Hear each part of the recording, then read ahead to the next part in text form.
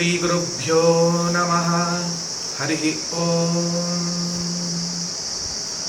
ಮುತ್ತು ಬಂದಿದೆ ಕೆರೆಗೆ ಜನರು ಕೇಳಿ, ಮುತ್ತು ಬಂದಿದೆ ಕೆರೆಗೆ,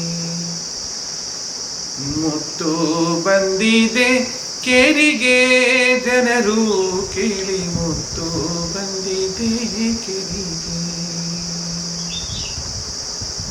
ಭಕ್ತಿಯುಳ್ಳವರೆಲ್ಲ ಕಟ್ಟಿಕೊಳ್ಳಿ ಸೆರಗಿನಲ್ಲಿ, ಭಕ್ತಿಯುಳ್ಳವರೆಲ್ಲ ಕಟ್ಟಿಕೊಳ್ಳಿ ಸೆರಗಿನಲ್ಲಿ. ಮುತ್ತು ಬಂದಿದೆ ಕೆರೆಗೆ ಜನರು ಕೇಳಿ, ಮುತ್ತು ಬಂದಿದೆ ಕೆರೆಗೆ. ಕೆರೆಗೆ ಮುತ್ತು ಬಂದಿದೆ, ಮುತ್ತು ಬಂದಿದೆ ಕೇರಿಗೆ, ಮುತ್ತು ಬಂದಿದೆ ಕೆರೆಗೆ. ಕೆರೆ ಅಂದರೆ ಸರೋವರ, ಕೇರಿ ಅಂದರೆ ಬೀದಿ, ವಠಾರ. ಇಲ್ಲಿ ಮುತ್ತು ಬಂದಿದೆ ಕೇರಿಗೆ, ಜನರು ಕೇಳಿ ಮುತ್ತು ಬಂದಿದೆ ಕೇರಿಗೆ. ನಾವು ಇದನ್ನ ಮುತ್ತು ಬಂದಿದೆ ಕೆರೆಗೆ, ಜನರು ಕೇಳಿ ಮುತ್ತು ಬಂದಿದೆ ಕೆರೆಗೆ ಅಂತ ಹೇಳ್ತಾ ಇದ್ದೀವಿ. ಏನ್ ತಪ್ಪಿಲ್ಲ. ಯಾಕೆ ಅಂದ್ರೆ ಸ್ವಾತಿ ಮುತ್ತಿನ ಮಳೆ ಹನಿ ಕೆರೆಗೆ ಬಿದ್ದಾಗ ಚಂದಾದ ಮುತ್ತೊಂದಾದರೆ ಮುಕ್ತಾತ್ಮ ಎನ್ನುವ ಶಬ್ದ ಮುತ್ತಿಗೆ ಇದೆ. ನಾವು ಅನೇಕ ಸಂದರ್ಭಗಳಲ್ಲಿ ಕೆಲವು ಕಡೆ ಇದನ್ನು ವಿಚಾರ ಮಾಡಿದ್ದೇವೆ. ಮುತ್ತು ಅಂದರೆ ಮನಸ್ಸು, ಮನಸ್ಸಿಗೆ ಅಭಿಮಾನಿ ದೇವತೆ ಗ್ರಹ ಚಂದ್ರ, ಚಂದ್ರನಿಗೆ ಅಭಿಮಾನಿ ದೇವತೆ ಮಹಾದೇವರು, ರುದ್ರದೇವರು. ಹೀಗೆ ಮುತ್ತು ಎನ್ನುವುದು ಪರಿಶುದ್ಧವಾಗಿರ್ತಕ್ಕಂತಹ ವಸ್ತು. ಶ್ರೇಷ್ಠವಾದ ಮುತ್ತು ಯಾವಾತನ ಕೊರಳಲ್ಲಿ ವಿರಾಜಿಸುತ್ತಿರುತ್ತೋ ಅಲ್ಲಿ ಮಹಾಲಕ್ಷ್ಮಿ ತನ್ನ ಚಂಚಲತೆಯನ್ನ ಬಿಟ್ಟು ಅಲ್ಲಿ ನೆಲೆಸ್ತೇನೆ ಎನ್ನುವ ವಾಗ್ದಾನವನ್ನ ಮಾಡಿದ್ದಾಳೆ ಎಂದು ನಾವು ಲಕ್ಷ್ಮೀ ಶೋಭನ ಪದದಲ್ಲಿ ಅನೇಕ ಕಡೆ ಅದನ್ನ ವಿಚಾರ ಮಾಡಿದ್ದೇವೆ. ಹಾಗೆ ಅಂತಹದೊಂದು ಮುತ್ತು ಹೇಗಿರಬೇಕು, ಅದರ ಚರಿತ್ರೆ ಅಂದರೆ ಅನವಧ್ಯಾತ್ಮ ಚಾರಿತ್ರಂ. ಚರಿತ್ರೆಯಲ್ಲಿ ಎಲ್ಲೂ ಕಳಂಕವೇ ಇಲ್ಲ. ಹುಟ್ಟಿನಿಂದ ಹಿಡಿದು ಹುಟ್ಟು ಮುಗಿದ ಮೇಲು ನೋಡಿ, ಹುಟ್ಟು ಮುಗಿದ ಮೇಲು ಅಂತಂದ್ರೆ ಮತ್ತೊಮ್ಮೆ ಹುಟ್ಟಿದೆಯೋ ಇಲ್ಲೋ ಗೊತ್ತಿಲ್ಲ. ಅಂತಹ ಹುಟ್ಟಿನಲ್ಲಿ ಹುಟ್ಟಿ ಹುಟ್ಟನ್ನು ಕಳೆದುಕೊಳ್ಳುವಂತಹ, ಹುಟ್ಟನ್ನು ಹಾಕಿದಂತಹ ಒಬ್ಬ ವ್ಯಕ್ತಿಯ ಚರಿತ್ರೆಯ ಗಾಥೆ ಇದು. ಹುಟ್ಟನ್ನು ಕಳೆದುಕೊಳ್ಳುವಂತಹ ಹುಟ್ಟು ಅಂದೇನು? ತುಂಬಿದ ಹರಿಗೋಲು ಅಂಬಿಗ, ಅದಕ್ಕೊಂಬತ್ತು ಛಿದ್ರಗಳು ಅಂಬಿಗ, ಸಂಭ್ರಮದಿಂದ ನೋಡೋ ಅಂಬಿಗ, ಅದರಿಂಬು ನೋಡಿ ನಡೆಸೋ ಅಂಬಿಗ ಅಂತ ಅಂಬಿಗನೋರ್ವ ಹಿರಿಯ ವ್ಯಕ್ತಿ ಹುಟ್ಟನ್ನು ಹಾಕಿದ್ರು. ಹರಿ ಸರ್ವೋತ್ತಮ ಎನ್ನುವ ಒಂದು ಹುಟ್ಟು, ವಾಯು ಜೀವೋತ್ತಮ ಎನ್ನುವ ಹುಟ್ಟು. ಇಂಥ ಹುಟ್ಟನ್ನು ಹಾಕುತ್ತಾ ಅವರು ನಮ್ಮನ್ನು ದಾಟಿಸಿದ್ರು. ಹಾಗಾಗಿ ಮುತ್ತು ಬಂದಿದೆ ಕೆರೆಗೆ, ಜನರು ಕೇಳಿ ಮುತ್ತು ಬಂದಿದೆ ಕೆರೆಗೆ. ಯಾವುದು ಕೆರೆ ಅದು? ಭಂಡಾರ ಕೆರೆ. ಭಂಡಾರ ಅಂದ್ರೇನು? ಗಜಪತಿಯ ಭಂಡಾರ ಅಂತ ಅಲ್ಲಿ ಶ್ರೀರಾಮಚಂದ್ರನ ವಿಗ್ರಹ ಸಿಕ್ತು ಅಂತ ಹೀಗೆಲ್ಲ ಒಂದು ಕಥೆಗಳನ್ನು ಹೇಳ್ತಾರೆ. ಇಲ್ಲಿ ಭಂಡಾರ ಅಂದ್ರೇನು? ಜ್ಞಾನ ಭಂಡಾರ, ಭಕ್ತಿಯ ಭಂಡಾರ. ಭಂಡಾರಿ ಬಸವಣ್ಣ ಅಂತ ಹೇಳ್ತಾರೆ ನೋಡಿ. ಹಾಗೆ ಭಂಡಾರಿ, ಭಂಡ ಅರಿ, ಭಂಡರಿಗೆ ಅರಿ ಶತ್ರು.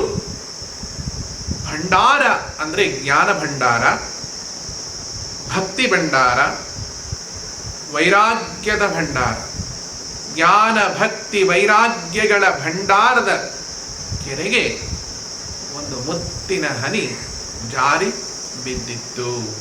ಅದರ ಚರಿತ್ರೆ ಹೀಗಿತ್ತು. ಅನವಧ್ಯಾತ್ಮ ಚಾರಿತ್ರಂ. ಥಳಥಳಿಸುವ ಮುತ್ತು ಕಮಲ ನೇತ್ರದ ಮುತ್ತು, ಥಳಥಳಿಸುವ ಮುತ್ತು ಕಮಲ ನೇತ್ರದ ಮುತ್ತು, ಕಲುಷ ಪರ್ವತಕ್ಕಿದು ಕುಲಿಶವಾಗಿಪ್ಪ ಮುತ್ತು, ಕಲುಷ ಪರ್ವತಕ್ಕಿದು ಕುಲಿಶವಾಗಿಪ್ಪ ಮುತ್ತು, ಹಲಧರಾನುಜನೆಂಬ ಪವಿತ್ರ ನಾಮದ ಮುತ್ತು, ಹಲಧರಾನುಜನೆಂಬ ಪವಿತ್ರ ನಾಮದ ಮುತ್ತು, ಒಲಿದು ಭಜಿ ಪರಭವ ತರಿದು ಕಾಯುವ ಮುತ್ತು. ಮುತ್ತು ಬಂದಿದೆ ಕೆರೆಗೆ ಜನರು ಕೇಳಿ, ಮುತ್ತು ಬಂದಿದೆ ಕೆರೆಗೆ. ಥಳಥಳಿಸುವ ಮುತ್ತು, ಥಳಥಳಿಸುವ ನವರತ್ನ ಮುಕುಟವು, ಥಳಥಳಿಸುವ ನವರತ್ನ ಕಿರೀಟವು, ಹೊಳೆವ ಮಕರ ಕುಂಡಲ ದ್ವಯವು, ಹೊಳೆವ ಮಕರ ಕುಂಡಲ ದ್ವಯವು. ಇಂತಹ ಥಳಥಳಿಸುವ ಮುಕುಟವನ್ನು ಮುಕುಟಮಣಿಯಾದ, ವೇದ ಮುಕುಟಮಣಿಯಾದ ಭಗವಂತನ ತಲೆಯ ಮೇಲೆ ತಲೆ ಇದ್ದಂಥ ವ್ಯಕ್ತಿ ಇಟ್ಟ ದಿವ್ಯವಾದ ಶರೀರ. ಅನವಧ್ಯಾತ್ಮ ಚಾರಿತ್ರಂ. ಚರಿತ್ರೆಯಲ್ಲಿ ಕಳಂಕವೇ ಇಲ್ಲ, ನಿಷ್ಕಪಟವಾದ ಜೀವನ, ಶುದ್ಧವಾಗಿರತಕ್ಕಂಥ ಆಚರಣೆ, ಸತ್ವ ಶುದ್ಧಿಯುಕ್ತವಾಗಿರತಕ್ಕಂಥ ವಚನಗಳು, ಕಾಯ ವಾಚ ಮನಸ ಎಲ್ಲಿಯೂ ವ್ಯತ್ಯಸ್ತವಾಗಿ ನಡೆಯದೇ ಇರುವಂತಹ ಮಹಾನ್ ವ್ಯಕ್ತಿಯೋರ್ವ ತಲೆಗೆ ತಲೆಯನ್ನು ಕೊಟ್ಟರು. ಏನು ತಲೆಗೆ ತಲೆ ಕೊಟ್ಟದ್ದು? ಸಹಸ್ರ ಶೀರ್ಷಂ ದೇವಂ ವಿಶ್ವಾಕ್ಷಂ ವಿಶ್ವಶಂಭುವಂ ವಿಶ್ವಂ ನಾರಾಯಣಂ ದೇವಂ ಅಕ್ಷರಂ ಪರಮಂ ಪದಂ ವಿಶ್ವತಃ ಪರಮಾನಿತ್ಯಂ ವಿಶ್ವಂ ನಾರಾಯಣಂ ಹರಿಂ ವಿಶ್ವಮೇವೇದಂ ಪುರುಷ ತದ್ವಿಶ್ವಮುಪಜೀವತಿ. ಯಾವನಿಂದ ಈ ಜಗತ್ತಿನ ಉಪಜೀವನೆ ನಡೆದಿದೆಯೋ, ಯಾವನು ಇಲ್ಲದಿದ್ದರೆ ಈ ಜಗತ್ತು ನಡೆಯುವುದೇ ಇಲ್ಲವೋ, ಸರ್ವ ಸ್ವತಂತ್ರನಾಗಿದ್ದುಕೊಂಡು ಅಸ್ವತಂತ್ರವಾಗಿರ್ತಕ್ಕಂಥ ಬದುಕಿಗೆ ಸ್ವಾತಂತ್ರ್ಯವನ್ನು ಕೊಟ್ಟಿದ್ದಾನೋ ಅಂತಹ ಪರಮಾತ್ಮನ ತಲೆ ಸಹಸ್ರ ಶೀರ್ಷ. ಆ ಸಹಸ್ರ ಶೀರ್ಷಕ್ಕೆ ಮುಕುಟವನ್ನು, ವಜ್ರ ಕಿರೀಟವನ್ನು ತೊಲಿಸಿದಂಥ ಒಬ್ಬ ಮುಗ್ಧ ಜೀವಿ ಮಹಾತ್ಮ. ಥಳಥಳಿಸುವ ಮುತ್ತು ಕಮಲ ನೇತ್ರದ ಮುತ್ತು. ಕಮಲ ನೇತ್ರದ ಮುತ್ತು. ಆತನ ಕಣ್ಣುಗಳು ಕಮಲ ನೇತ್ರ. ಕಮಲ ನೇತ್ರ ಅಂತಂದ್ರೆ ಕಾಳಿದಾಸನ ಉಪಮಾನ ಉಪಮೇಯಕ್ಕೆ ಹೋಗಬೇಡಿ. ಕಮಲ ಅಂದ್ರೆ ಕೊಳೆಯಲ್ಲಿ, ಮಲ ಅಂದ್ರೆ ಕೊಳೆ, ಕ ಅಂದ್ರೆ ಎಲ್ಲಿ, ಕೊಳೆಯಲ್ಲಿ ಎನ್ನುವ ಪ್ರಶ್ನೆಯ ಪುಷ್ಪವೇ ಕಮಲ ಪುಷ್ಪ. ಕಮಲ ನೇತ್ರದ ಮುತ್ತು. ಆತನ ಕಣ್ಣುಗಳು ಕೊಳೆಯನ್ನು ಹೀರಲಿಲ್ಲ, ಕೊಳೆಯನ್ನು ಸುರಿಸಲಿಲ್ಲ, ಕೆಟ್ಟದ್ದನ್ನು ನೋಡಲಿಲ್ಲ, ಕೆಟ್ಟದ್ದನ್ನು ಜಗತ್ತಿಗೆ ತೋರಿಸಲೇ ಇಲ್ಲ. ಇಂತಹ ಕಮಲ ನೇತ್ರದ ಮುತ್ತು. ಅವರು ಕುತ್ಕೊಂಡ್ರೆ ಸಾಕು, ಕಣ್ಣುಗಳನ್ನು ತೆರೆದ್ರೆ ಸಾಕು, ಅಲ್ಲಿ ಯಾವಾಗಲೂ ಆ ಕಮಲ ನೇತ್ರದ ಮುತ್ತು ಕೆಲಸ ಮಾಡ್ತಾನೇ ಇರ್ತೀವಿ. ಎಷ್ಟು ವಿಚಿತ್ರ ಅಂದ್ರೆ, ಆ ವ್ಯಕ್ತಿಗಳಿಗೆ ನಾವು ಕಣ್ಣಿಗೆ ಕಣ್ಣಿಟ್ಟು ನೋಡಿದಾಗ ನಮಗೆ ಕಾಣಿಸುವ ಒಂದೇ ಒಂದು ಕಾಂತಿ ಅಂದ್ರೆ ಮುಗ್ಧವಾದ, ಮನೋಹರವಾದ, ಚಂದದ ಕಾಂತಿ. ಅಲ್ಲಿ ಏನು ಕಪಟವೇ ಇಲ್ಲ. ಅದಕ್ಕಾಗಿ ಈ ಪದ ಅವರಿಗೆ ಹೊಂದುತ್ತದೆ. ಕಮಲ ನೇತ್ರದ ಮುತ್ತು ಕಲುಷ ಪರ್ವತಕ್ಕಿದು ಕುಲಿಶವಾಗಿಪ್ಪ ಮುತ್ತು. ಕಲುಷ ಅಂದ್ರೇನು? ದುರಿತ, ಕೊಳೆ. ಅಂತಹ ಕೊಳೆ ಎಂಬ ಪರ್ವತ ನಮ್ಮ ಜೀವನ. ಅದಕ್ಕೆ ಕುಲಿಶವಾಗಿಪ್ಪ ಮುತ್ತು. ಕುಲಿಶ ಅಂದರೆ ಕೊಡಲಿಯಂತೆ ಇತ್ತು. ಅವರು ಸುಮ್ಮನೆ ಹೀಗೆ ನೋಡ್ತಾ ಇದ್ದಷ್ಟೆ. ಹೀಗೆ ನೋಡಿದರೆ ಆ ಕಣ್ಣಲ್ಲಿ ಬೆಂಕಿ ಸುರಿತಿತ್ತು, ಆ ಕಣ್ಣಲ್ಲಿ ಕ್ರೌರ್ಯ ಸುರಿತಿತ್ತು. ಯಾವುದೂ ಇಲ್ಲ. ಉಗ್ರಂ ವೀರಂ ಮಹಾವಿಷ್ಣುಂ ಜ್ವಲಂತಂ ಸರ್ವತೋಮುಖಂ ನೃಸಿಂಹಂ ಭೀಷಣಂ ಭದ್ರಂ ಮೃತ್ಯುಂ ಮೃತ್ಯುಂ ನಮಾಮ್ಯಹಂ ಮಂತ್ರದ ವೈಬ್ರೇಷನ್ ಆ ಕಣ್ಣುಗಳ ಮೂಲಕ ಬಹಳ ಆನಂದವಾದ ಚಂದಿರನ ಕಾಂತಿಯಂತೆ ಇರ್ತಿತ್ತು. ಓ ಅರಳುದಾವರೆಯ ಕಣ್ಗಳವನೇ, ಓ ಅರಳುದಾವರೆಯ ಕಣ್ಗಳವನೇ, ಆನಂದ ಕಂದರನು ಮುತ್ತಿ ಪೂಜಿಸುವಂಥ, ಆನಂದ ಕಂದರನು ಮುದ್ದಿ ಪೂಜಿಸುವಂತ ಶ್ರೀ ಮುನೀಶ್ವರ ನಿನ್ನ ಚರಣಕ್ಕೆ ನಮನಂ, ಚರಣಕ್ಕೆ ನಮನಂ. ಚಂದಿರ ಮುದ್ದಾದ ಕಣ್ಣುಗಳು, ಮನೋಹರವಾದ ಕಣ್ಣುಗಳು, ಮುತ್ತಿನಂತ ಕಣ್ಣುಗಳು, ಕುಲಿಶವಾಗಿಪ್ಪ ಕಣ್ಣುಗಳು. ಅಂದರೆ ತರದು ಹಾಕ್ತಿತ್ತು. ಅವ್ರು ಸುಮ್ಮನೆ ನೋಡಿದ್ರೆ ಸಾಕಿಂಗೆ ಎಲ್ಲ ಪಾಪಗಳು ಒಳಗಿನಿಂದಲೇ ಅಲ್ಲಿ ಸುಟ್ಟು ಹೋಗ್ತಿತ್ತು. ಯಾವ ಬೆಂಕಿ ಹಾಕಬೇಕಾಗಿರ್ಲಿಲ್ಲ, ಯಾವ ಕ್ರೌರ್ಯವನ್ನು ನಡೆಸಬೇಕಾಗಿರಲಿಲ್ಲ. ಹಲಧರಾನುಜನೆಂಬ ಪವಿತ್ರ ನಾಮದ ಮುತ್ತು.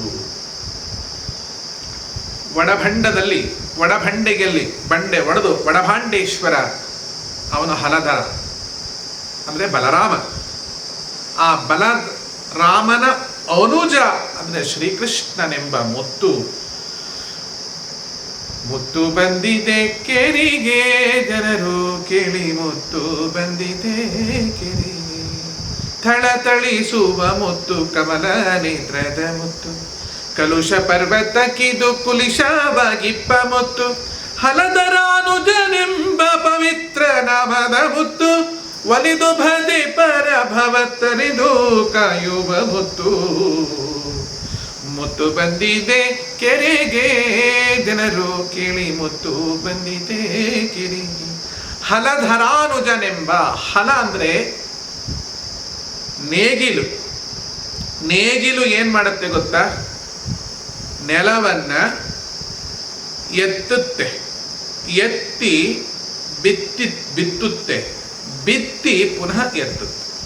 ಅಂದ್ರೆ ನಮ್ಮ ಅಜ್ಞಾನದ ಹೃದಯದಲ್ಲಿ ನೇಗಿಲು ಬೀಳಬೇಕು, ಬಿದ್ದು ಅಲ್ಲೊಂದಷ್ಟು ಗಾಯ ಮಾಡಬೇಕು, ಮಾಡಿ ಜ್ಞಾನದ ಬೀಜವನ್ನ ಬಿತ್ತಬೇಕು. ಬಿತ್ತಿದ ಮೇಲೆ ಜೋಡೆತ್ತುಗಳನ್ನು ಕಟ್ಟಿ ಎತ್ತಬೇಕು. ಅಂತ ವೃಷಹಂಸರು ಇವರು. ಯಾರು ಅಂತ ಮುಂದೆ ನೋಡೋಣ ಬಿಡಿ. ಒಲಿದು ಭಜಿಪರ ಭವತ್ತರಿದು ಕಾಯುವ ಮುತ್ತು. ಮುತ್ತು ಬಂದಿದೆ ಕೆರೆಗೆ, ಭಂಡಾರ ಕೆರೆಗೆ, ಮುತ್ತು ಬಂದಿದೆ ಕೆರೆಗೆ. ಅಂಜಿಸಿದ್ದವರಿಗೆ ಅಂಜಿಕೆ ತೋರುವ ಮುತ್ತು, ಅಂಜದಿದ್ದವರಿಗೆ ಅಂಜಿಕೆ ತೋರುವ ಮುತ್ತು. ಅಂಜದಿದ್ದವರಿಗೆ ಅಂಜಿಕೆಯನ್ನ ತೋರುವ ಮುತ್ತು. ಹೇಗೆ? ವಾದಿ ಖದ್ಯೋತ ಭಾಸ್ವರಂ, ವಾದಿ ಖದ್ಯೋತ ಭಾಸ್ಕರಂ.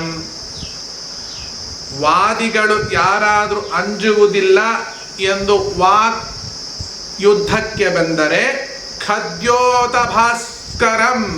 ಖದ್ಯೋತ ಅಂತ ಹೇಳಿದ್ರೆ ಒಂದು ಮಿಂಚು ಹುಳ. ರಾತ್ರಿಯ ವೇಳೆಯಲ್ಲಿ ಅದರ ಪೃಷ್ಠದಲ್ಲಿ, ಅದರ ಕುಂಡಿಯಲ್ಲಿ ಒಂದು ಹಸಿರು ಬಣ್ಣದ ಲೈಟ್ ಬರುತ್ತೆ. ಅದು ಸುಮ್ಮನೆ ಹಾರಾಡ್ತಾ ಇರುತ್ತೆ.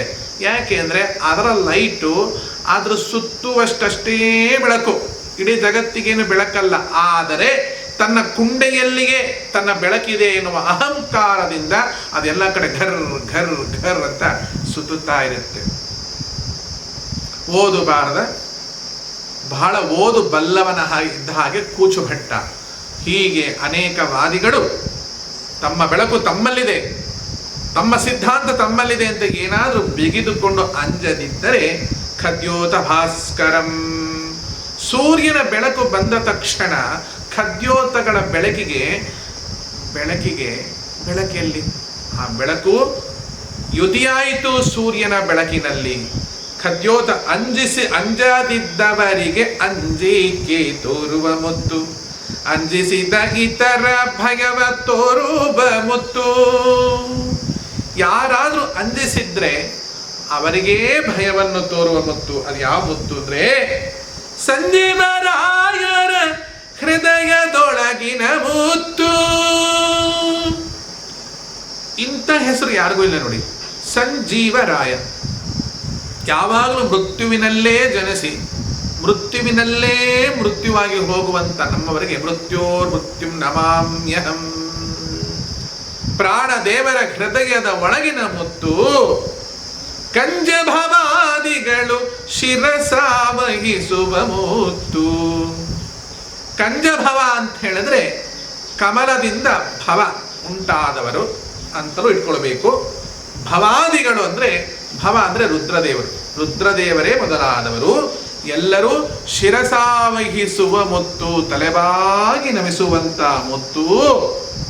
ಅಂತಹ ಮುತ್ತು ಯಾವುದದು? ಅದರ ಕಣ್ಣು ಕಮಲದಂತ ಕಣ್ಣು, ಮುಖವೂ ಹಾಗೆ. ಯಾಕೆಂದ್ರೆ ಕೊಳೆಯನ್ನು ಸ್ವೀಕರಿಸಿದ ಮುಖ, ದಿವ್ಯವಾದ ಮುಖ. ಇಂಥ ಮುಖವನ್ನು ಹೊಂದಿದಂತಹ ಸನ್ಮುಖ ಅದು ಯಾವ ದಾರದಲ್ಲಿ ಪೋಣಿಸಿತ್ತು? ಜ್ಞಾನವೆಂಬ ದಾರದಲ್ಲಿ ಪೋಣಿಸಿ ನೋಡುವ ಮುತ್ತು, ಜ್ಞಾನಿಗಳ ಮನದಲ್ಲಿ ಮೆರವ ಮುತ್ತು. ಜ್ಞಾನವೆಂಬ ದಾರದಲ್ಲಿ ಪೋಣಿಸಿ ನೋಡುವ ಮುತ್ತು, ಜ್ಞಾನಿಗಳ ಮನದಲ್ಲಿ ಮೆರವ ಮುತ್ತು. ಆನಂದ ತೀರ್ಥರ ಮನದೊಳೊಪ್ಪುವ ಮುತ್ತು, ಆನಂದ ತೀರ್ಥರ ಮನದೊಳೊಪ್ಪುವ ಮುತ್ತು. ಶ್ರೀನಿಧಿ ಆದಿ ಕೇಶವನೆಂಬು ಆಣಿಯ ಮುತ್ತು. ಮುತ್ತು ಬಂದಿದೆ ಕೆರೆಗೆ ಜನರು ಕೇಳಿ, ಮುತ್ತು ಬಂದಿದೆ ಕೆರೆಗೆ. ವಿದ್ಯಾಮಾನ್ಯಾನ್ ಮುನಿ ಒಂದೇ ವಿದ್ಯೋತ ಭಾಸ್ವರಂ.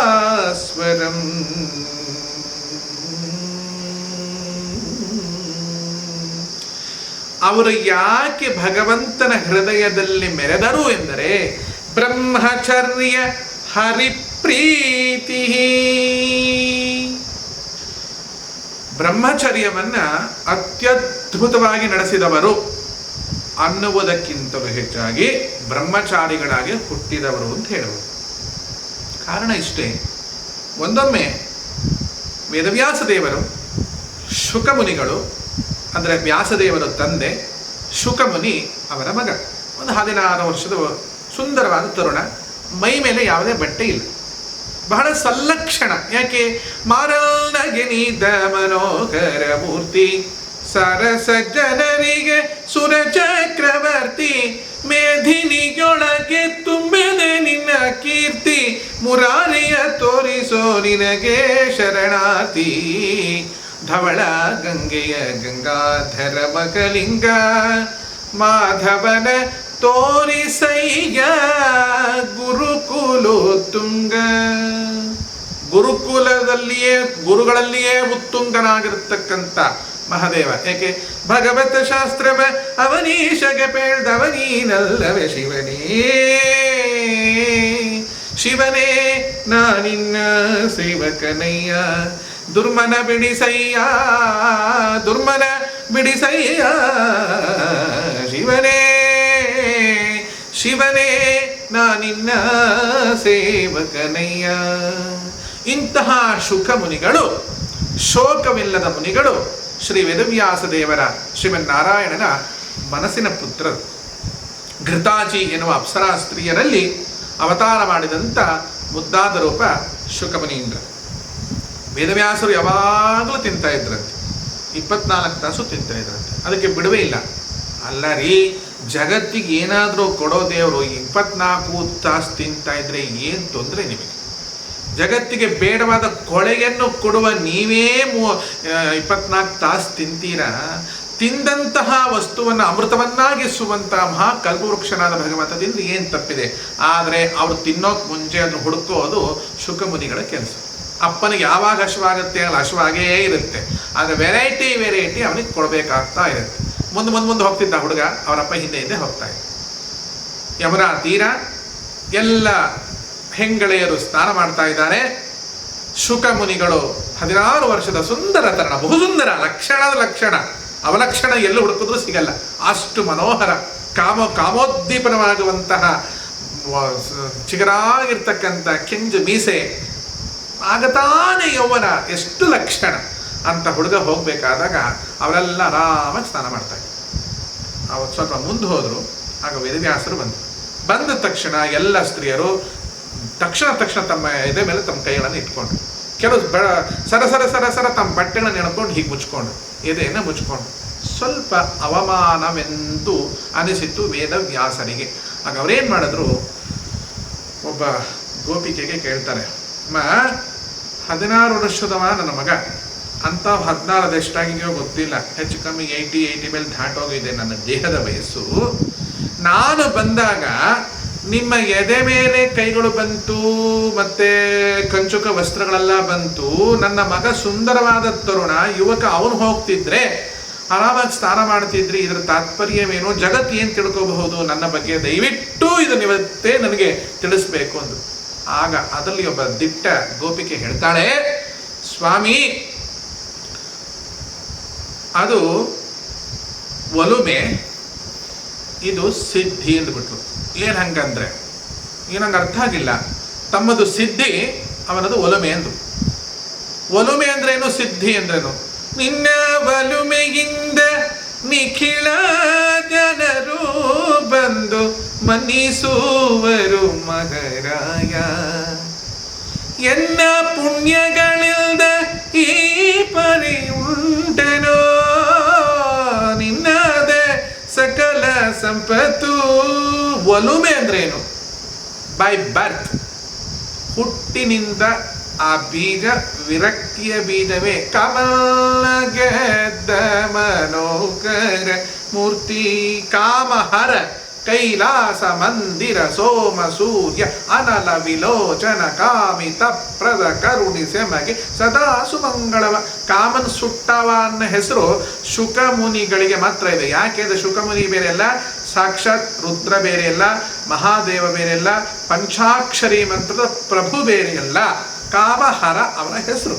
ಹುಟ್ಟಿನಿಂದಲೇ ಬೀಜ ಹುರಿದುಕೊಂಡೇ ಬಂದಿದೆ. ಸುಟ್ಟ ಬೀಜ ಮಾಡಿ ನಮ್ಮನ್ನು ಬಿಟ್ಟಾನೆ ಸದ್ಗುರು, ಸುಟ್ಟ ಬೀಜ ಮಾಡಿ ನಮ್ಮನ್ನು ಬಿಟ್ಟಾನೆ ಸದ್ಗುರು, ಇನ್ಯಾರಿಗಂಜಿ ಅಳುಕಲೆ ಗೆಳತಿ ಗುರುವನು ಕೂಡಿದೇನೆ.